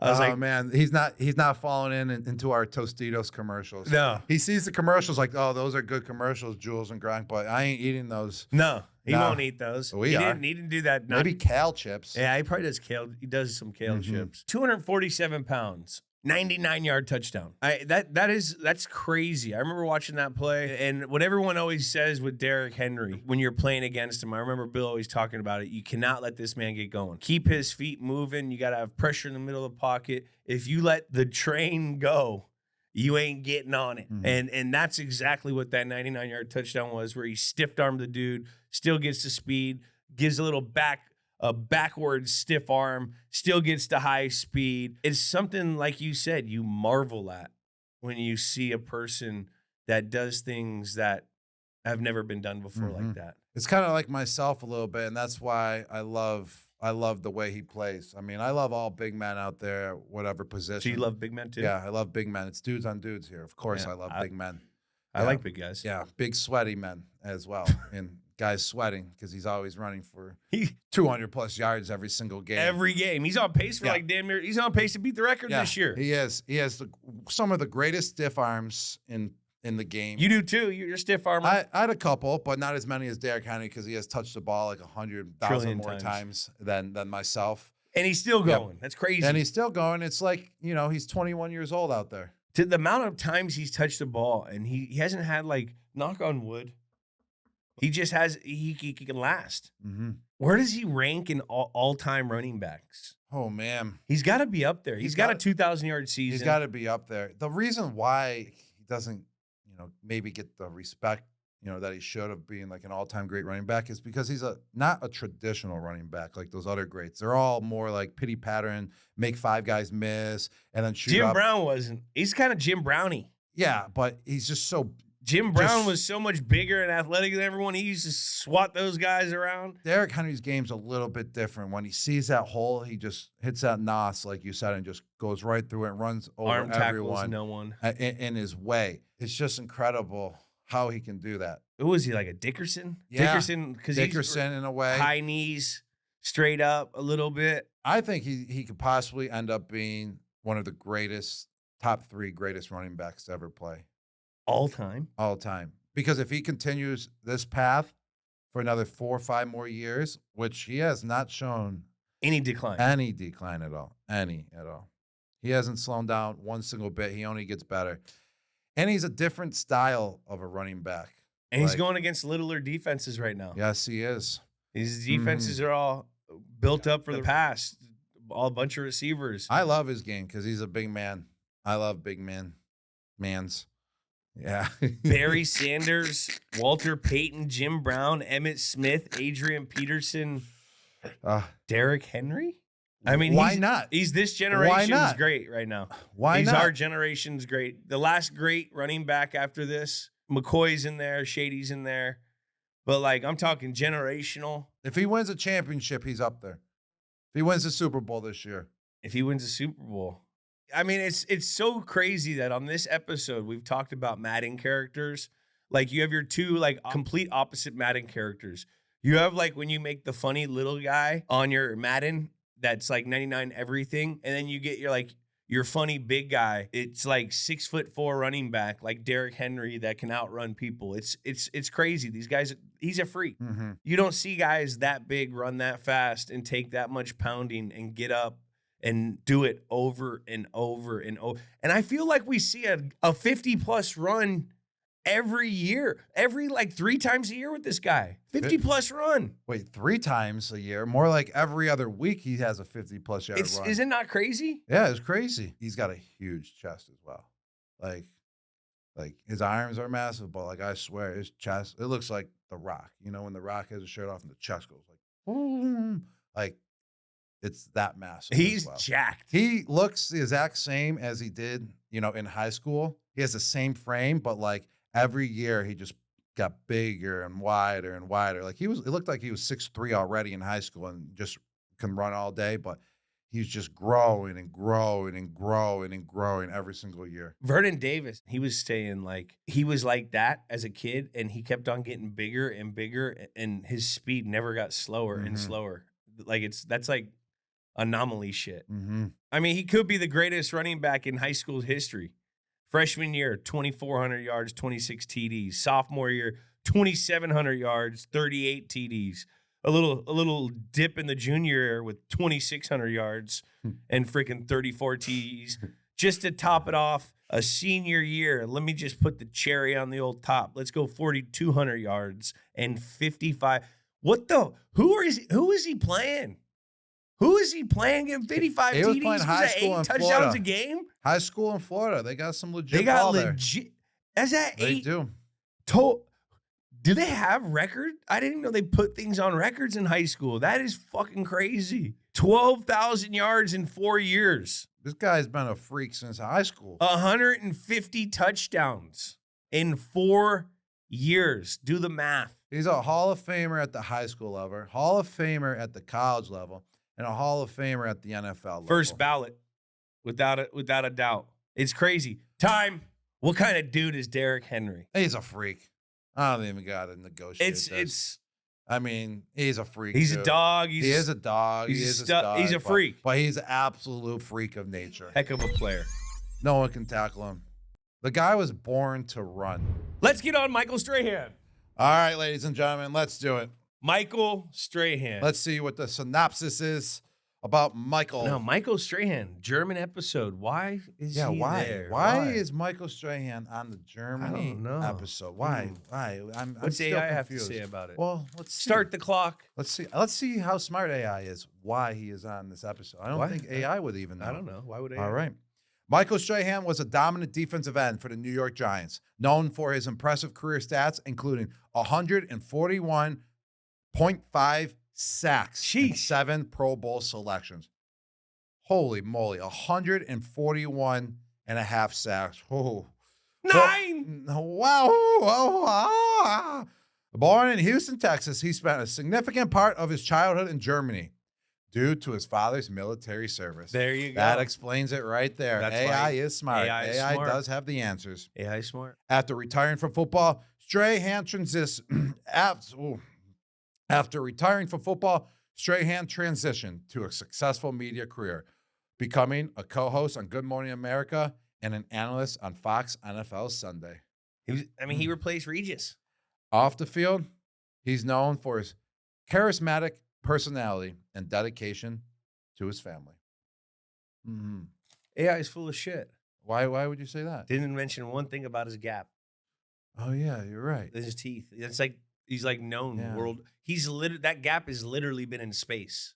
Man, Michael Strahan's so cool. I mean, he really has been a freaking inspiration for athletes post football career. Well, hold on. I'm going to stop you right there. He's been an inspiration since the beginning of time, man, with what he's been through growing up all the way through his college days, then getting to the NFL and fighting all odds, and then having that post-career inspiration. What is he's an army brat, they call it, right? When his dad was in the army, lived in Germany. I guess his uncle played in the NFL. Art Strahan. And I think he lived with Uncle So Art. Pop shipped him from Germany. Then he went to Texas Southern. Texas Southern. Where Didn't play any high school. He played really, high school. It's fresh. I mean, it's literally the story of Fresh Prince. Listen to this. Except Philadelphia and Germany are the high school he went to, 2 people. What do you mean? 2 people? There's 2 people in his high school, in his class. How do you have 2 people in Germany? Did he go to high school in Germany? No, he went to the high school in Texas somewhere. I just know the continued joke week in and week out with Jay Glazer and Michael Strahan is that Michael finished in top of his class because there's only 2 people.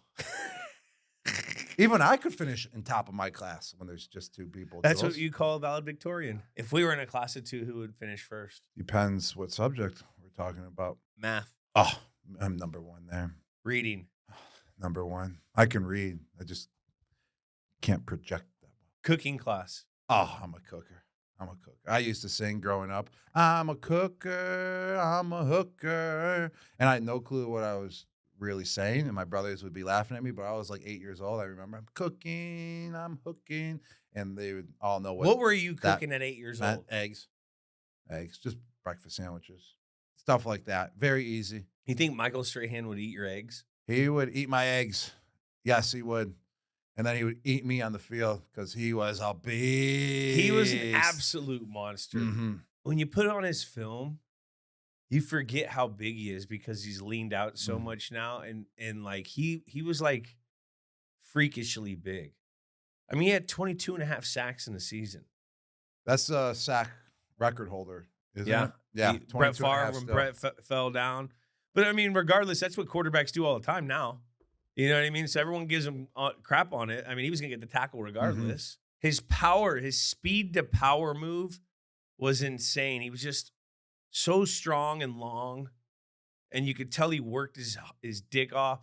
To end the career the way he did, beat the Patriots, undefeated season in the Super Bowl, New York, Boston, then jump over and instantly sit on like Regis and Kelly. I mean, the guy has lived just a storybook type life. Mm-hmm. And he's overcome shit too. Yes, he has overcome stuff. I mean, obviously not really playing football in high school. I don't know where he played at. And then I think some other high school around there just took him in like, oh, you're in our district. It's like a story like that. I'm not exactly 100% sure. And then he went, whatever college he went to. Texas Southern. I don't even think he like really enrolled. It was like, hey, come play football here. And he just showed up and he was on the team.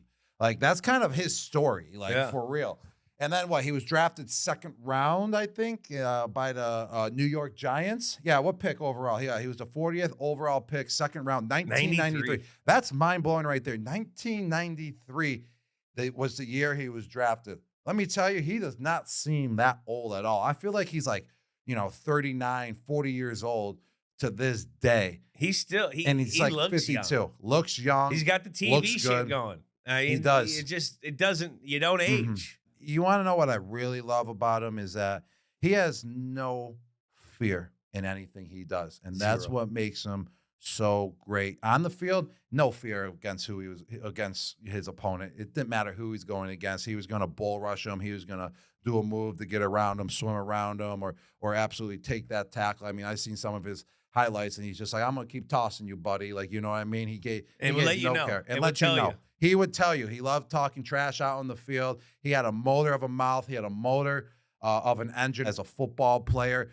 No fear at all. And then he had no fear in his after career. Goes on TV, and he's just ready to go. He doesn't care, what's thrown at him. He's just going to go with it full speed at all times. He works his tail off, and he's a really nice guy. Like, we work with him.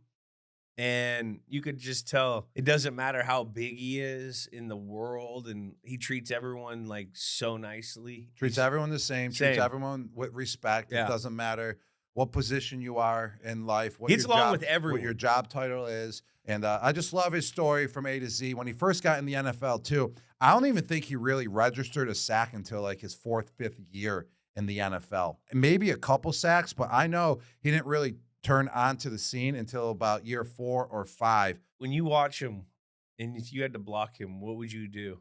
I would have been the guy to just chip him.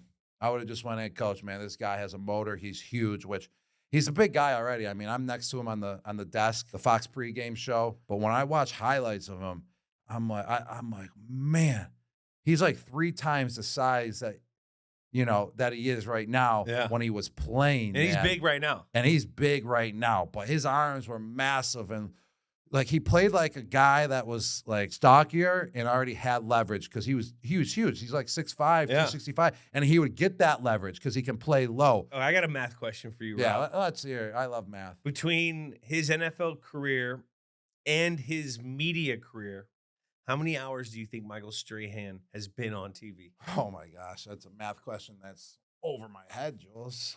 How many hours has Michael Strahan been on TV? That's a fucking question. Well, here's the tricky part. In a game, while you're playing in the NFL, you're not on the TV the whole game. No, but yeah. So I mean, maybe like 4 minutes a game. No. All right. I would just say because you're on the TV longer than 4 minutes because he got you on the sideline. Yeah. He was always he was getting so many sacks that they would keep the camera on him. I would say about 1 million minutes. 1 million minutes? 1 million minutes. How many years is that? That's 1 million minutes. Can we ask ChatGPT or something? 1 million. What does AI say?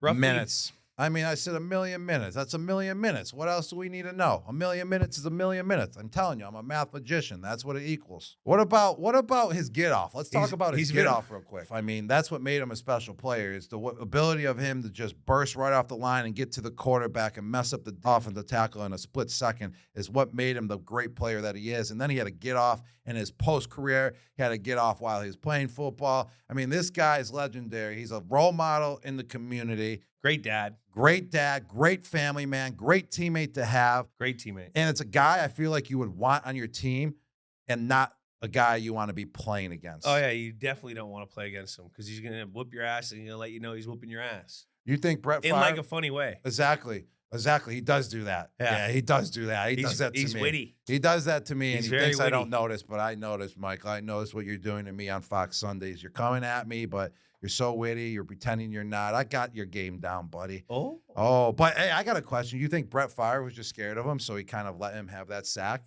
100%. Who's not? Oh, hold on. My shorts. I'm sorry, Jules. My shorts are just really short. Yeah, there we go. There we go. And I look better now. I look more professional. Yeah, 100% Brett Favre was, I mean, did you see Strahan? He looks huge. Who wouldn't be scared of him? Huge. Brett Favre, I mean, I would be scared of him if I was in the pocket and he got a free release at you. Like, he beat his defender pretty easy on that play. He's the prototypical defensive end that you want on your team. Size, speed, get off, power, leg strength. Good in the run. And pass, obviously. Could he cover? Did he ever drop? I saw Did he have I any saw interceptions? like one fumble return for a touchdown. Also, crazy fun fact about Stray. Tallest guy ever to be in space. 6'5"? 6'5". I'm 6'5"? taller than him, so if I go to space, I'll be the tallest guy, Jules. Are you going to go to space? I'm always spacing out. So, yeah, I'm the tallest guy ever to go to space, Jules. So was he like weightless and everything? He got to do the whole. That's pretty crazy. Good thing he lost that playing weight because I don't think he would have been allowed up because he was really big back then. Like, he would have been way too big for the spacecraft or whatever. Imagine his spacesuit. It's probably huge. Yeah. They probably had to get extra fabric. Man, would you go to space? I would love. I'd let him do it a few more times. I We would sh- go. we- I would go to space. We should do a show in space. If you go to space, I'll go to space. But like, I agree. Let's have like Let me get it. like 20 more people go on like the commercially. mission. Yeah. And then we would go like once Yeah. we know it's really safe because we don't want this show to die. All our fans love this show, man. We can't. We don't think can't- that they're. Yeah. We don't think, but you never know. We can't have this show like just disappear like that. No. Dudes on space, it could be called. Dudes on space. Dudes on dudes in space. Dudes on space. dudes. On dudes. Spacey dudes. Spacey on dudes. Mm-hmm. Kevin Spacey on dudes. Mm-hmm. Space dudes. Oh man, space dudes on dudes. Space dudes on dudes. Mm-hmm. All right, time. What kind of dude is Michael Strahan? He's a whiz, man. I think he's a whiz. He has a lot of innovation, which he has. He innovated the position, the defensive end position. He also innovated, a career after football. It kind of gave birth to you. He kind of gave birth to myself. He gave birth to many others out there because as a football player, as an NFL player, people think, the prototypical thing out there that people think is, hey, that person can just play football. That person's just an athlete. Well, he's the one that kind of broke that mold for us athletes and then having a better career after football. And he had an unbelievable career, Hall of Fame career, and then having an extra Hall of Fame career, post-football. Got to give it to him. You got to be a wizard. You got to have that innovation, and he sure does. Well, he's like definitely a dude's dude because anytime you're at Fox, like he's always a fun dude to be around at work. Yeah, he is a real fun dude to be around work. He's so witty, man, and he's on at all times. And if you watch his highlights as well on the football field, he's just talking garbage at all times. He's always on. It's something that I admire, man. I know. Someone that's always on Always on. at that size too. Because people that size, man, it takes more to always be on. You're that size. Exactly. I'm that size, and he's always on. He has a gift, man. He was born with a gift. There's no doubt about it. And he was a freak of nature on the field too.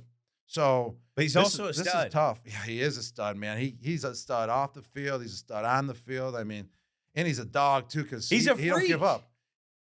I mean, he looks so long. He kind of looks like Derrick Henry out there. Yeah, he's a big version of Derrick Henry. Oh yeah, good point. He's also a dog though. What do you want to go with though? What summarizes him best? All right, on three, you say what you say. I'll say what I say. 1, 2, 3, stud. Freak.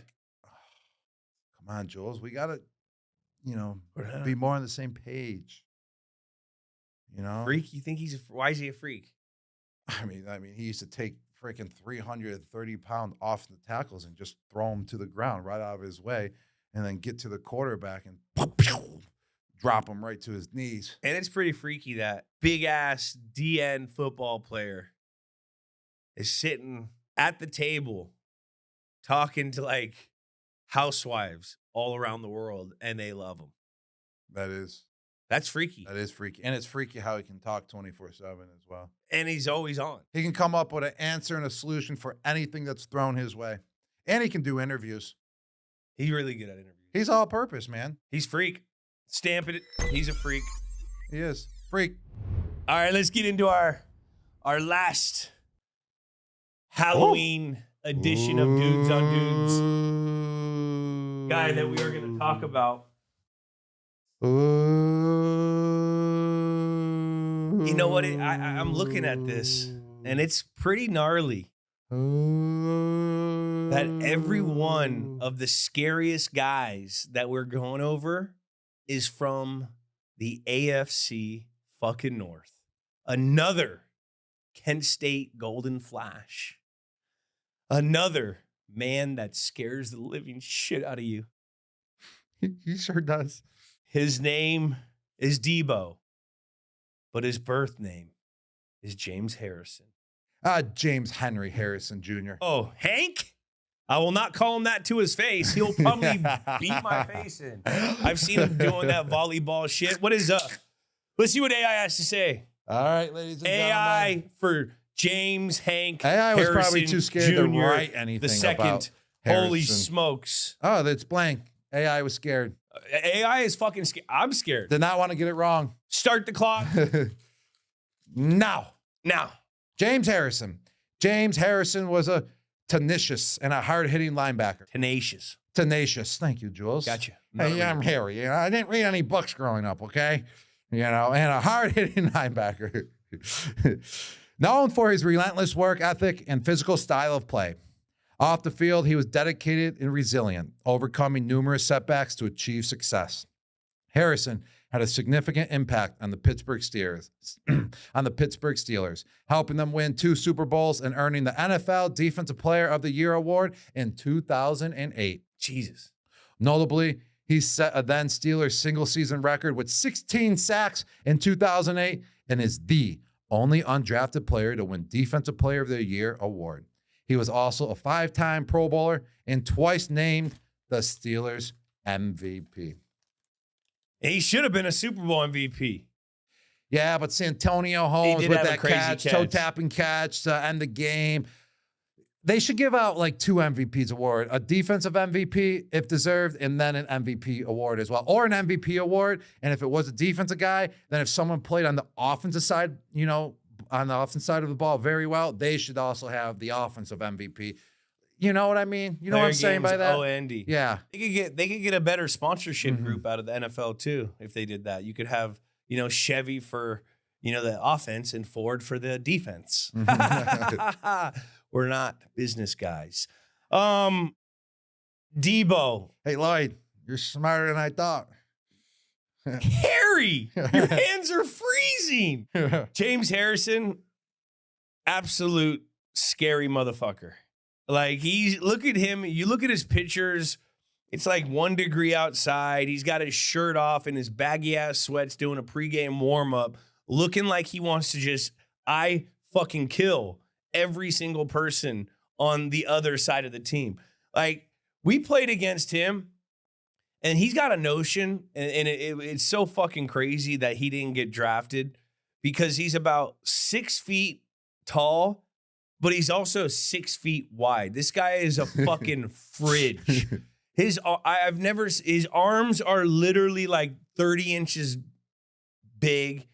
I remember he came and played with us in 17. It literally, when he would walk in the locker room, it felt like the scene in Friday when Debo would roll. Everyone would put their chains away. And he was like a nice guy, but he just had that scary aura. Guy. Great guy. Scary aura about him. We're like, no, hey, oh shit, what's up? No one wanted to joke with him because you didn't know if he was going to take it or if he could be joked with. But he was honestly a great teammate for that 1 year. And he's made so many incredible fucking plays in his career. Like, it's insane. Have you seen him do the shock put? Nah, I never seen that. I guess he's a huge fucking shock putter. Like, he's a I love him. I absolutely loved him. I remember when he played that game in 2008, I was at Kent State, the Super Bowl, where he had that big 100-yard run in the Super Bowl.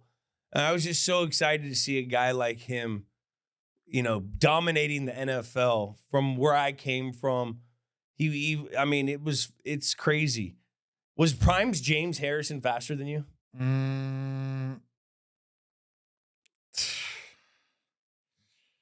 Yes. Was he? Yes. I'm not going to say he wasn't. I had to think about that, and I was like, wait, if I am faster than him, I should not say I was faster than him. That's like me saying I'm stronger than him as well, which obviously I am not stronger than James Harrison. I don't think anyone is, but I'm going to talk a little football, you know, a little technician on the football field here. I mean, in the blocking aspect of the game, and who you're going versus, what type of guy you're going versus, what type of player you're going versus, who you're going versus, because in the NFL, you scout the player you're going versus. You scout them. You see what type of player they are. You see how they react to, the type of blocks that they're receiving and all that good stuff. And what size he is, what height the defender is that you're going versus. You get in his chest, you throw your shoulder. There's so many different techniques depending on who you're going versus. And I love blocking a guy that's like 6'5", my height, who stands up. Because then I can get in his chest, drive him backwards.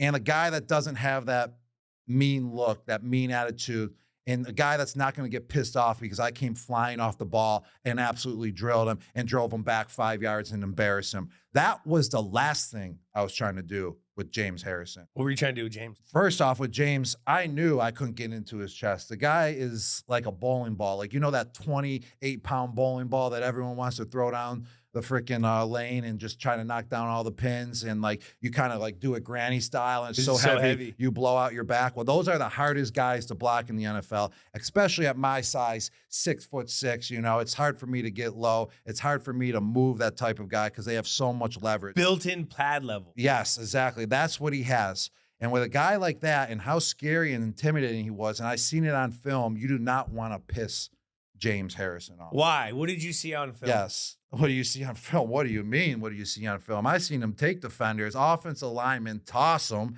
I seen him absolutely level defenders and put them out of the game with a concussion. Dude, he knocked out Josh Cribbs, Yes. one of his teammates from college. But- Literally so- knocked his ass out. So Hey. therefore, when I'm blocking him, it's a guy that you just kind of want to get in his way. I'm not going to come off the ball and crush his skull. I'm not trying to do that because if I piss him off, if I hit him hard and I trigger him, man, I'm going to tell you, he's going to pick me up and throw me to the next play. So I never wanted to trigger him. I always just try to get in his way, with my shoulder, with my hands. So then when the running back came around and you try to make a play, just get in his way again, so he Could can't you make feel the his play. strength? I could feel his strength because then if I start going strength for strength, that's when I lose. Yeah. No doubt about it. That's when I lose the block versus a guy like that in leverage. So every time I just tried to just kind of play patty cake, try to let him absorb me. So if I did fly off the ball, he would fly off the ball too. Then I would go backwards and he would have that separation. And the guy would pass. So I just try to stick on him like a sponge, and just always didn't let him out of my rear view mirror. Just always staying in front of him, never trying to piss him off, never trying to give him a cheap shot. That was the way I blocked James Harrison. And it was a whole different style when you go versus a player like him. That's crazy. See, we're here talking about Rob used to block the biggest, baddest dude on the defensive line. That's fucking nuts. You don't see, it's rarely seen, a matchup with the tight end and the 9 technique fucking D end or what, the outside linebacker that's playing down. Like that's usually not the point of attack a lot of times, is it? You watch that film? Yeah, you always want to get the tackle on those guys, but when you have a tight end in that situation that's willing to do it, willing to get dirty, to the net. That's what expands your offense. That's Yeah. what expands the run game. That's what expands the play action game as well. And I kind of use that to my advantage, and that's actually what helped me get open plenty of time on the play actions when the linebackers step up because they thought, I'm coming out to block. But James Harrison was a terrifying pocket pressure player. Low. He got so low. His just shoulder. He would have that shoulder dip and he would just get right by the offensive tackle, even though the offensive tackle is twice his size, kind of like looks like twice his height, but he would get right underneath him and he was so strong, he would just rip right through his arm and then get to the quarterback. And he was quick enough to take kind of an outside angle. Run the hump. Yeah, run the hump and then bolt right to the quarterback. He also would have a great changeup where he would just use his strength. He'd get right up in that chest of that guy who was about 8 inches taller than him and push his ass right back into the pocket and blow up the quarterback. And that's the exact leverage I was talking about, and that's why I didn't go toe-to-toe with him off the line because he would get that leverage and he'd push me back. So I would just try to stay on him and not let him get that force to be able to push me back. So just being a smart player. Have you seen his workout videos? His workout videos are freaking ridiculous. He has like 845s on each side when he's freaking benching like 55 pounds. You see, he does. It's just ridiculous. His conditioning, he gets like a 30-pound or a 40-pound medicine ball, and he plays volleyball with it, where you have to catch it and I throw have it. seen that. That's hard. People don't Hard. realize that's hard. That's heavyweight, and he does it for a long round. Like, it's so fun to watch his workouts because he does like some world's strongest man shit all the time. Where like he'll have like a boulder he's pushing, or he's fucking pulling a goddamn car or throwing fucking rocks that are like 900 pounds. Like he's just he's a cool dude, man. And the one thing about him, would you agree? Does his voice not match his body? I think it does match his body. It does? Because I don't think it's like a low, scary voice. It's not as low as you expect. Yeah, so I don't think it, like you would think with that guy, he's like, hey, how you doing? You're expecting that low. No. It's not high though. No, it's not high. It's kind of like James, I'm not saying you have a high voice. which is kind of good because imagine if it was that low, it would be like even scarier. Yeah.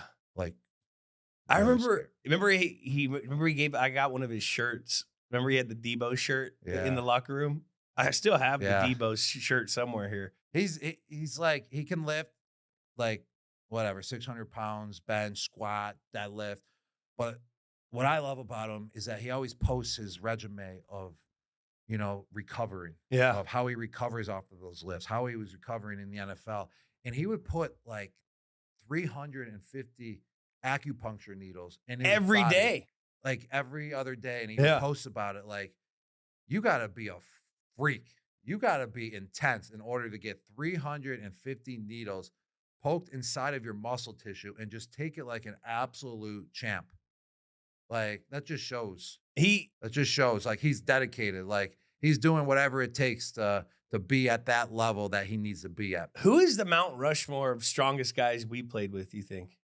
I would say Sebastian Vollmer. Left tackle. Was Vince Wilfork. He was super strong. He didn't really have to even like work out that much. He would just walk in the weight room and toss up like 500 pounds in the bench. Yeah. Marcus Cannon. Cannon was the strongest guy I ever saw. In the squatting world. Oh my gosh. I remember Cannon would be squatting and there'd be 15 fucking 45. And the thing would be bouncing. I swear, I think he had like 12 45s on each side. Remember that? And the bar would be bending. It'd be bouncing like it was a fucking Q-tip with fucking rocks on it. Like, it was gnarly. That was a good imitation right there. And then Brandon Bolden for pound. Bolden didn't even work out. He was like, yo. But pound for pound when we do all those oh my gosh. I wasn't saying like that was a bad thing. He didn't work out. He didn't need to work out. And then I'm like, dude, how are you so strong and ripped? He's like, yo, I carry my kids around. And I'm like, dang, I gotta start having kids. And I still haven't started. And this is 8 years later. I would still be playing if I had 10 kids. You would always do those. Remember, we'd always have to do those explosion recordings for some certain things, like the Kaisers. And he would always be the absolute, he'd blow people out by 1,000 points because he was just so explosive strong. I'd say that's probably our Mount Rushmore. Yes. His last Kent State game, you know who he sacked 5 times? Miami of Ohio. Oh, Big Ben. His fucking teammate. Ben Roethlisberger. No one's off limits. No one is off limits. We saw what he did to Josh Cribbs when he was in a Browns uniform.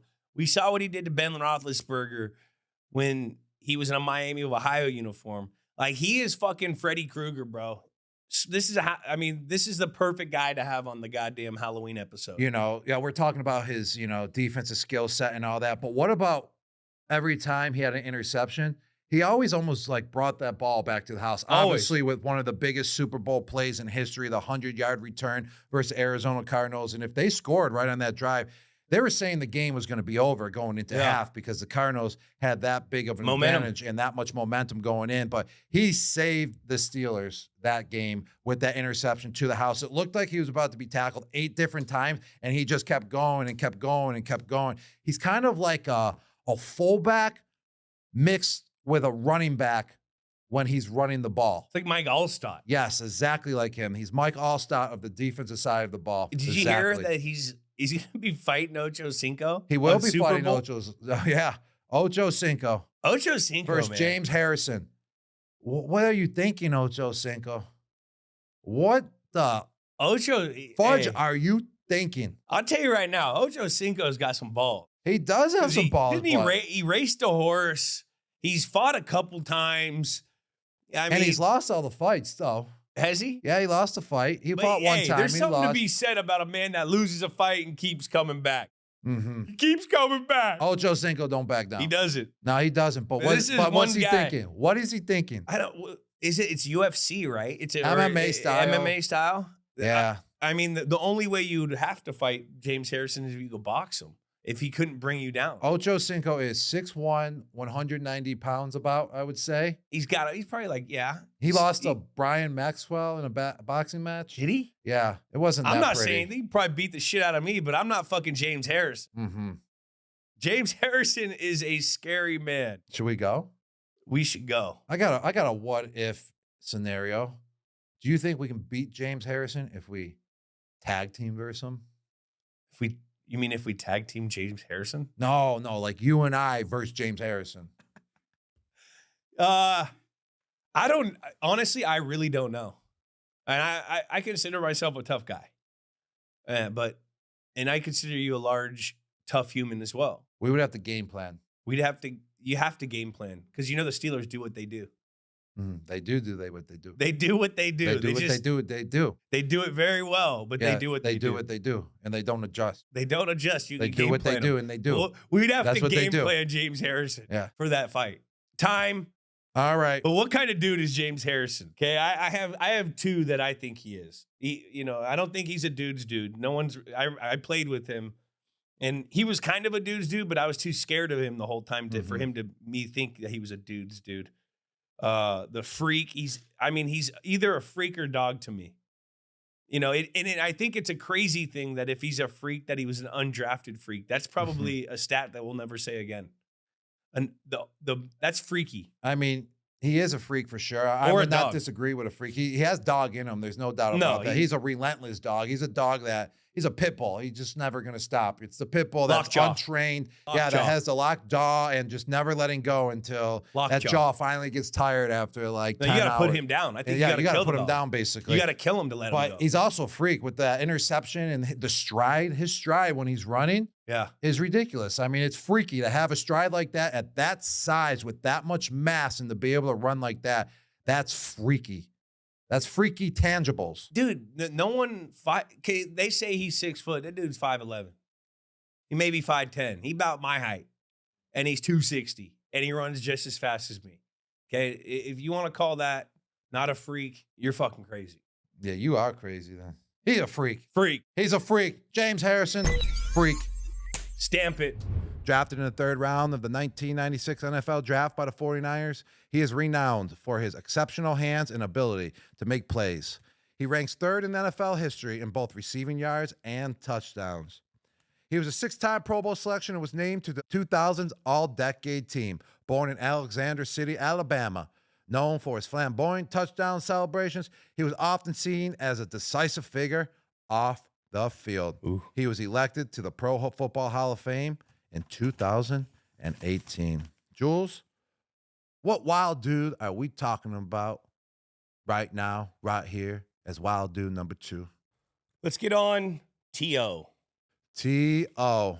Man. Was a wild dude. What's the wildest thing that comes to your mind when you hear of Terrell Owens, a.k.a. T.O.? The first thing that comes to my mind is him doing sit-ups in front of his house on a sit-up bench with all the media outside of him. Was it during his suspension? It was during his suspension when he got suspended by the Philadelphia Eagles. And he looked yoked. He looked yoked. When I remember that press conference that he did outside of his home when he was doing the sit-ups, and I'm telling you, I was such in shock of how yoked he was and how ripped that I truly didn't believe that I could play in the NFL from there because I thought that's what you had to look like in order to catch passes in the NFL. Just, absolute specimen, absolute freak of nature he looked like. The guy didn't have an ounce of fat on him, and I was like, damn, I want to look like that one day, man. That guy is ripped. Great smile, too. Yeah, he's beautiful. Yeah, he is. He is. Freaking T.O., man, I grew up watching him, and I remember when it just changed overnight. He struggled with drops early in his career, and then it was that wild card weekend or divisional round game against Green Bay where Steve Young almost fell in his drop and hit him down the middle of the field on a split safety seam, and Terrell caught a ball in between 3 guys, got crunched, made the play, they won the game, and from there on out, he just took off. And is that the play that he started crying right after he made the catch. That just shows that someone loves the game of football as well. To have that type of emotion after a play like that, and then you're crying right there and then on the field. He's an emotional guy. That's when you know you love the game of football, though. When a play can make you cry. You could tell he loved football. Mm-hmm. He liked playing football. I don't know, but he didn't love, there's a lot of the team stuff where, Andy Reid is considered probably the most, like, he's a big player coach, right?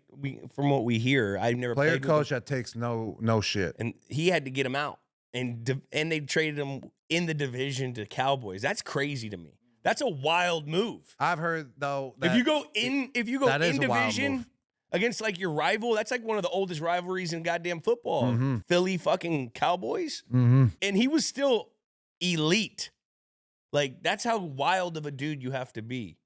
He was wild in all aspects. He was wild, playing the game of football. He was wild off the field. He was wild with touchdown celebrations, but he was also wild with what he was going through when playing in some of the games, like the broken leg or the broken ankle in the Super Bowl. That's crazy. He literally broke his ankle, like 2 weeks or before the twisted Super or Bowl. whatever it was. It No, was it was basically broken. He played against the Pats in Super Bowl 39. What he had? I think like 9 receptions for 120 plus yards. Yeah. From what I recall. Yes, New England won that Super Bowl, baby, 24-21. But obviously Philadelphia Eagles, they got us back when they beat us in 2017. But that's because Julian wasn't playing. Jules, if you were playing, we would have won that game. So, yeah, you had no problem on offense that year. And what's wild about it too is he signed a waiver to go against the doctor's orders in order to play that game, because the doctors were telling him that he couldn't play because of how significant the injury was. But he was so wild, so ambitious, and loved the game of football so much, and he was so wild in his rehab that he got himself to the point where he was able to play in that Super Bowl. And like I said, I'm going to say it again, 9 receptions, 122 yards. 2 weeks after breaking your ankle, or 3 weeks or whatever it was? I don't know. It was actually, I think he broke it. It was week 15. It was week 15. So he had about 4 or 5 weeks to recover and play in the Super Bowl. That's fast, bro. You got to give him credit, man. He's like one of those ultra competitors where, like, it doesn't matter what's going on outside the game. Whenever you put him inside the lines, he's going to ball. And when I watch his film, he's absolutely a freak out there with how big he was, with how he could catch the ball. He looked like a tight end in the middle of the field, but he's fast. You never saw anyone catch T.O. from behind. Who did he remind you of? He reminded me of you. I agree with that, bro. What I loved about T.O. on the field, especially his young days, bro, this guy was strong. Long legs, strong legs. And the most important thing was he never got tired. To be that size, 6'4", 220 plus pounds, and to never get tired, yapping his mouth, doing his antics, going for over 100 plus yards a game. You know what I think that's because of? What's it because of? Because he was drafted to San Francisco, and he saw how Jerry Rice was. And Jerry Rice was the most in shape in the history of the goddamn game. And I guarantee, regardless of how in shape T.O. was, that's a good point. Jerry was Jerry still. And then once, I remember the day on Jerry Rice Day that freaking T.O. caught 20 damn balls on Jerry Rice's last game as a Niner.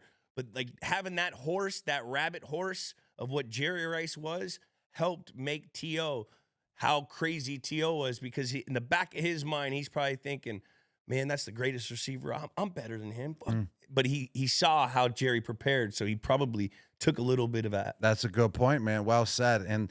And what also made T.O. so great as a football player as well, he was so explosive. So explosive. It didn't matter if it was coming, right off the line into the route or after making the catch. He would just explode right up the field. And he was so strong, because you could tell he was so strong, because, like you said, he reminded me of me. I would just say a little bit skinnier and at the wide receiver position. He's kind of like A.J. Brown. Yes. He reminds me of A.J. Brown. Mm-hmm.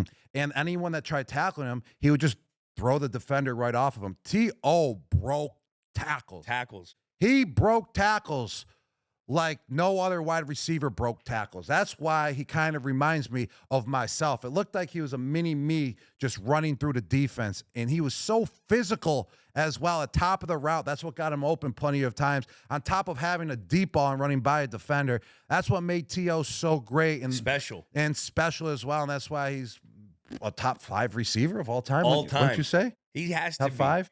I mean, you watch his film on like 5 different teams. Even when he was old guy, he was still making crazy plays. I mean, he played in a professional game, I think, like 4 years ago at 50. Like, he's still a specimen. He is. He's playing in basketball leagues, celebrity basketball games. Doesn't get tired, and he's always ready to go, man. He's never sore. I feel like every time I see him, he's just full speed. How wild was it when he went to fucking Dallas and did the star thing? Well, what was wild? Well, that was when he was on San Francisco. He did the star thing. Then Emmitt Smith came back and did the star thing. He's so freaking wild that he went back and did it again after scoring another touchdown. That's how wild T.O. is. And he had Dallas absolutely hate him. And then what was so wild in the end is he got traded to Dallas at, some point in his career from Philadelphia Eagles. And then they fell in love with him in Dallas as well because he was such a baller and so wild out there on the field and had a freaking like 50 wild TD celebrations as well in Dallas. What other TD? I remember him doing the popcorn in the face. Oh, wait up. Can you toss me a ball real quick? Yeah, I got you. Here, Jules. Oh, Tony Romo dropping back. Oh, hits T.O. Touchdown, T.O. baby. Touchdown. Oh. One of the most famous one that we saw even influence Christian McCaffrey on one of our episodes. When he was 7 years old. 7 years old, takes out, signs the ball. After a touchdown, takes out his sock. How fucking crazy is that's kind of like when you took out the easy button on your fucking out of the thing. Did he influence you? I got Jules' autograph, dude. I'm going right to eBay, baby. I need some money in my bank account. How much will I get, Jules? Probably $300. Did he influence you to take out the easy button? Because actually, that is exactly who influenced me. Because once I saw the easy button in my locker when Staples sent it to me, I actually was like, oh, I'm gonna hide this behind the goalpost. No, he hid something behind a goalpost. That was Joe Horn with the cell phone. Ocho, what? Ocho tried to hide the easy button. Ocho tried to hide the easy button. Put it this way. I was inspired by T.O. and Chad Ochocinco combined, and that's what made me do the easy button, celebration in practice. 2 wild because cards of those 2 guys. They inspired me to be freaking absolutely wild. So here we go. Signed football right here. Inspired by T.O. And we'll be giving this football away, everyone. One lucky fan, best comment section in something. We'll discover what it is. But you got to do something really cool. What else we got? Did we miss anything else? Yeah, what I really love about T.O. as well and what made him such a beast on the field and so hard to tackle is the way he ran and the way he just got his knees up in the air. He ran with high knees. And when you run with high knees like that, it's hard to take someone out and especially catch him from behind. And that's why he looked like, what are those gazelles out there? Yeah. He looked like a gazelle when he was running, like kind of like a horse as well. And that's why no one could catch him. And that's why he was so great, so fast, so talented because of those high knees, that drive that he had. How old is T.O. right now?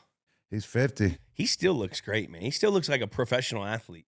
If you see, I saw him like maybe a couple years ago somewhere. He was cool as fuck. And he still looked like he could go out. What the fuck? El Dorado is his middle name? El Dorado? Terrell Eldorado Owens. That is a sick ass. I would have gone as El Dorado. El Dorado Owens? That would have been a badass football name. El Dorado?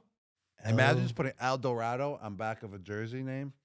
El Dorado. Oh, everyone would have that jersey. Why don't you give me some way? Don't know that song. What's the craziest injury that you played through? I would say I basically did the same thing when I basically snapped my ankle in half, AFC Championship game versus the Baltimore Ravens. I came back in that game about 15 minutes later and played, about 8 minutes with 8 minutes left in the fourth quarter. So that was one of the craziest injuries I played through. Oh, also, I broke 6 of my ribs when I was in Tampa. I got level going across the middle. Tom set me up once again. I think we talked about that, didn't we? I don't know. I'm not sure. I feel like we talked about that already. And I broke 6 of my ribs, and then the X-ray machine showed that I didn't break any ribs. So I went back in the game like, oh, I got to go back in. I can't, be a sissy. The X-ray machine said I had no broken ribs. So I go back in the game, get 2 more catches. I'm like, I'm hurting, bro. I'm hurting. Like this is bad. So I take myself back out of the game. We go home, and then I get an MRI, and I have 6 broken ribs. Jesus. So I played through that. That was painful. That was painful. What about him and Ocho having a TV show together? I remember it was hosted by like Kevin Frazier, and it was on like a network we really never heard of. But what would our show be called? Name? That's the T Ocho. That's a pretty good name. How about the T Ocho? Gronky Nuts. Gronky Nuts. Yeah, I like it. Gronk and Jules. Gronk and Jules. And then last, let us know what you guys think our show should be. Also, we'd be crazy if we don't talk about when he started crying about Tony Romo, and that's my quarterback. You know how many times I've used that in just like a jokingly term? I've heard you use it plenty of times. That's my quarterback, man. What about his shades, though? Those are some pretty awful shades. I liked them. I thought they were swaggy. Hey, I was not a fan of them. T.O. was, I bet you he's just a misunderstood dude. He's got a lot of emotions in there. I wonder what his upbringing was, because he would have those bursts, you know what I mean? But you knew he loved the game. Well, what kind of dude is Terrell Owens, Jules? I think it's easy for this one. I mean, you could put him in as a dog because he's a dog. He's definitely a stud. Wiz, he's could be a whiz. I mean, he definitely knows the game of football. He was all purpose on the field. I mean, he could take handoffs as well. He could do everything on the field. Yeah, he was an all-purpose football player besides a running back. But I think it's one thing and one thing only. Yeah, I agree with you. I mean, this guy had unparalleled physical abilities. Unparalleled. I mean, he was one of one. His instincts were through the roof. I gotta go on 3. With, let's see if we're as well, Jules. 1, 2, 3. Freak. Absolute freak of nature. I got another question real quick, Jules. Would you cry for Tom Brady? I did cry for Tom Brady, but it wasn't in the same context. It was when I read about him leaving New England, and without, reading it from him, I read it on ESPN bottom ticker that Brady signed to Tampa Bay, and then, I had a single tear run down my beard. I just saw him 3 days before, too, with Jimmy fucking Fallon at the goddamn Syracuse game. The guy didn't hint anything to me. I feel for you, Jules. Would you cry for him? I have. Are you going to cry right now? Yeah. Let's see if you can you cry on command? I'm just crying, just thinking about all our good times we had together. Is that a Gronk cry? It's over. I see a tear. I'm trying. I see a tear. I'm trying. I see a tear. I just tried. I almost got a tear. He's coming. I almost got a tear. Wow, I almost got a tear. That was pretty good. Hey. Pretty good. I think I'm not lying. I almost got one. That's my time. I'm actually feeling more emotional now. Where did you go to get the emotion? I just thought about all our Super Bowl wins and how much work we put in and how it's all over. So that's what you pulled from to get the tear. I'm working on my tears. I just did an audition where I had to have a sex scene with the guy over Zoom. I would be Let's tearing. just be let's I would just be tearing it's if I safe was to you. say I didn't get the fucking role. That's good. I'm glad you didn't, Jules. God. You would be the definition of dudes on dudes. Well, that's been another episode of Dudes on Dudes. Subscribe on Apple Podcasts, Spotify, Amazon Music, wherever you listen to your podcasts. Comment on a dude you want us to do. Rate and review. And call in and ask us a question on the chill line at 561-203-5789. And remember, my favorite part about podcasting are questions from the chill line. We like the questions. And remember to follow Dudes on Dudes on YouTube, Instagram, X, TikTok, and Snapchat. See you next week. Dudes on Dudes, a production of iHeartRadio. For more podcasts from iHeartRadio, visit the iHeartRadio app, Apple Podcasts, wherever you get your podcasts.